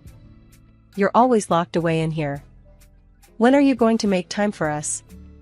Martha demanded one day, standing in the doorway with her arms crossed while I was in the middle of explaining algebra to a 15-year-old. "Martha, I'm working. Can this wait?" I hissed, trying to keep my voice down. "No, it can't. We're family, and you're neglecting us," she shot back, oblivious to the irony. Bob wasn't any better. "When's dinner? We're starving here, and you're just sitting around," he grumbled on a different occasion, ignoring the stack of papers and open textbooks around me. "Sitting around? Really, Bob? I'm teaching. And dinner is when you make it," I snapped, patience fraying like an old rope. Jake was apologetic, always whispering, "Thanks for holding us together, Jenny. It'll get better." But better seemed like a distant land, one we weren't getting any closer to. And as the days turned into weeks, I couldn't help but wonder how much longer I could keep this up. One evening, as we sat down for dinner, Martha whipped out a glossy travel brochure, her eyes gleaming. "Look at this, dear," she said, sliding the booklet across the table to me. "We're thinking of a little getaway. A vacation. What do you think, a scarf or a shell as a souvenir?" Before I could even process the absurdity of her question, she dropped another bomb. "And, darling, if you could spare $2,000 for us, that would be just peachy. Just for some pocket money, you know?" I stared at her, dumbfounded. My fork clattered to my plate, my appetite gone. "Spare $2,000? I echoed, incredulous. "For a vacation?" Bob nodded, as if it was the most reasonable request in the world. "Yeah, you know, for the little extras. Wouldn't want to miss out on the fun stuff." The room spun. This was beyond outrageous. It was as if they were living in a fantasy world where money grew on trees and I was the gardener. I couldn't hold back any longer. "How long do you plan to live at my expense?" I demanded, my voice rising. "You don't pay for anything. No rent, no groceries. And now you want me to fund your holidays too?" Martha and Bob exchanged glances, clearly not expecting the outburst. "Well, we thought Jake was taking care of all that," Bob said, attempting to sound innocent. I turned to Jake, my eyes blazing. "And what about you? Do you think this is okay?" Jake squirmed in his seat, mumbling something inaudible. "Not only that," I continued, steamrolling ahead, "you barge into my office, interrupt my work, and have zero respect for my personal space. I've had it." There was a tense silence. Then, Jake, his face a mask of frustration, finally spoke up. "Why are you talking to my parents like that? They're just trying to enjoy life." "Enjoy life? On my hard-earned money?" I shot back, disbelief lacing my words. That's when Martha, always the actress, began her performance, tears welling up as she wailed about my ingratitude. "After all we've done for you. We even told Jake he shouldn't divorce you, despite everything." The room froze. "Divorce?" I echoed, the words slicing through the tension. I turned to Jake, my heart in my throat. "Is that true?"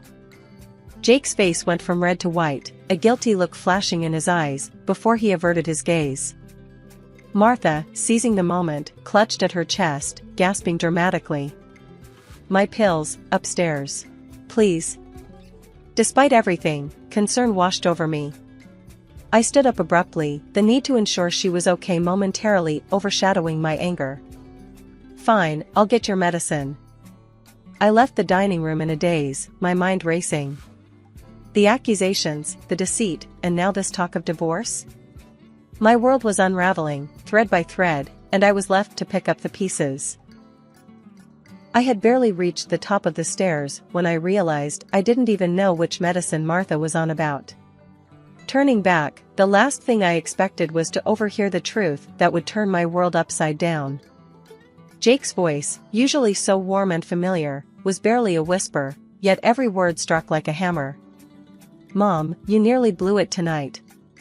We need to get her to sell the house first. Talking about divorce now is just going to spook her." My heart stopped. Divorce? Sell my house? The pieces clicked together in a mosaic of betrayal. His mom, Martha, was quick to reply, her voice a hiss. I know. But keeping up this charade is exhausting. She's not as clueless as you think. Jake was insistent, almost desperate. Just stick to the plan. Make things hard for her, unbearable even. She'll cave, sell the house, to get away from you, and then we can do whatever. But not before. If she divorces me now, I get nothing from the sale. The coldness in his voice, the calculated manipulation, it was all laid bare. My knees felt weak, my heart shattered. This was their plan? My husband and his parents, plotting against me in my own home? He continued, oblivious to my silent presence. We'll be set once this is done. Sell the old place too, and we can finally get something better. Just, lay off the big purchases for now.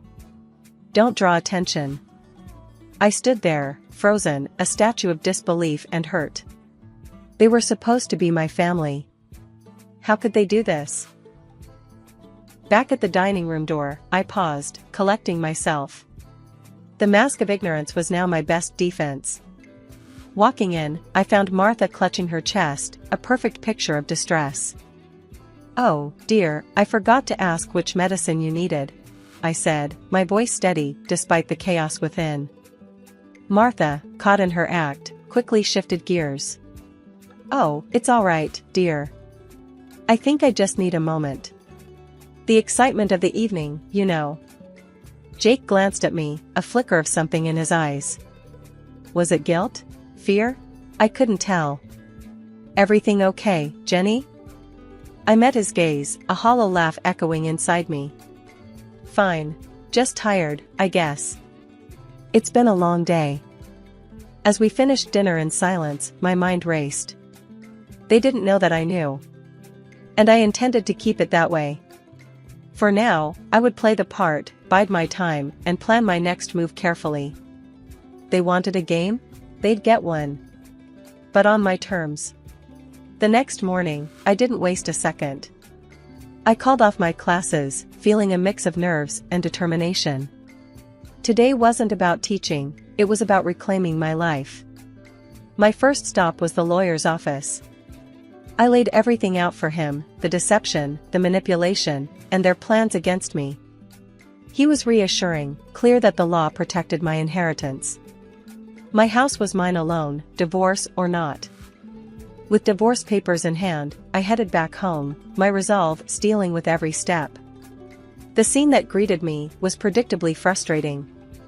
My mother-in-law, Martha, immediately started in on me for not having dinner ready. "Where have you been all day? We've been waiting for you to make dinner," she snapped, her voice dripping with disdain. I met her gaze, my patience worn thin. "I'm not your cook, Martha. Or your maid. That ends now." Jake tried to smooth things over, with a hint of his plan peeking through. "Look, maybe this is a sign we should sell the house, start fresh somewhere else," he said, his voice too casual. His parents nodded eagerly, clearly liking where this was going. But I couldn't help it, I laughed. The absurdity of it all, their faces, it was too much. "Oh, Jake. I know about your plan. All of it." Silence crashed down like a wave. Jake's face went white, and Martha's mouth snapped shut. "What plan?" Jake managed, but his voice was shaky, guilty. With a deep breath, I laid the divorce papers on the table. "This plan. We're done. I want you and your parents out of my house." The outrage was instant. Martha was the first to explode. "You can't do this. We're family." "Family doesn't plot against each other," I shot back, my voice firm. Jake tried to argue, to plead, but I was unmoved. "I'm not falling for it, Jake. It's over. I've already spoken to a lawyer." His defeat was evident as he realized the gravity of the situation. They had no legal ground to stand on, no emotional manipulation left to play. Reluctantly, with anger and frustration boiling over, Jake and his parents packed their things and left. After they left, the silence in the house was deafening, but it was the sound of freedom. I sat alone in the dining room, the echoes of their departure still bouncing off the walls. It was over. I could finally breathe again, but the weight of what had transpired hung heavy in the air. I wasn't sure what to do with myself. The routine I had been so accustomed to, despite its toxicity, was gone. I decided to call my best friend, Sarah. If anyone could understand, it was her. "Hey, it's me," I said, the moment she picked up. "Jennifer? What's wrong? You sound off."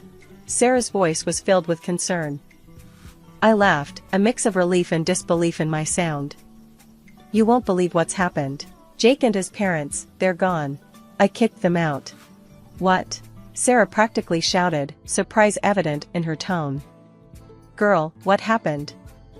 So, I told her everything. From the overheard conversation to the visit to the lawyer and the final showdown. As I spoke, the reality of my newfound freedom began to sink in. "Wow, Jennifer, that's... I don't even know what to say." "Are you okay?" she asked after a moment of silence.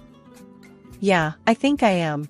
Better than I'd been in a long time," I admitted, feeling a smile spread across my face. We chatted a bit longer, her support lifting my spirits even further. Hanging up, I felt a renewed sense of purpose. The house felt different now, it was mine again, truly mine. I could do whatever I wanted with it, fill it with new memories, maybe even redecorate.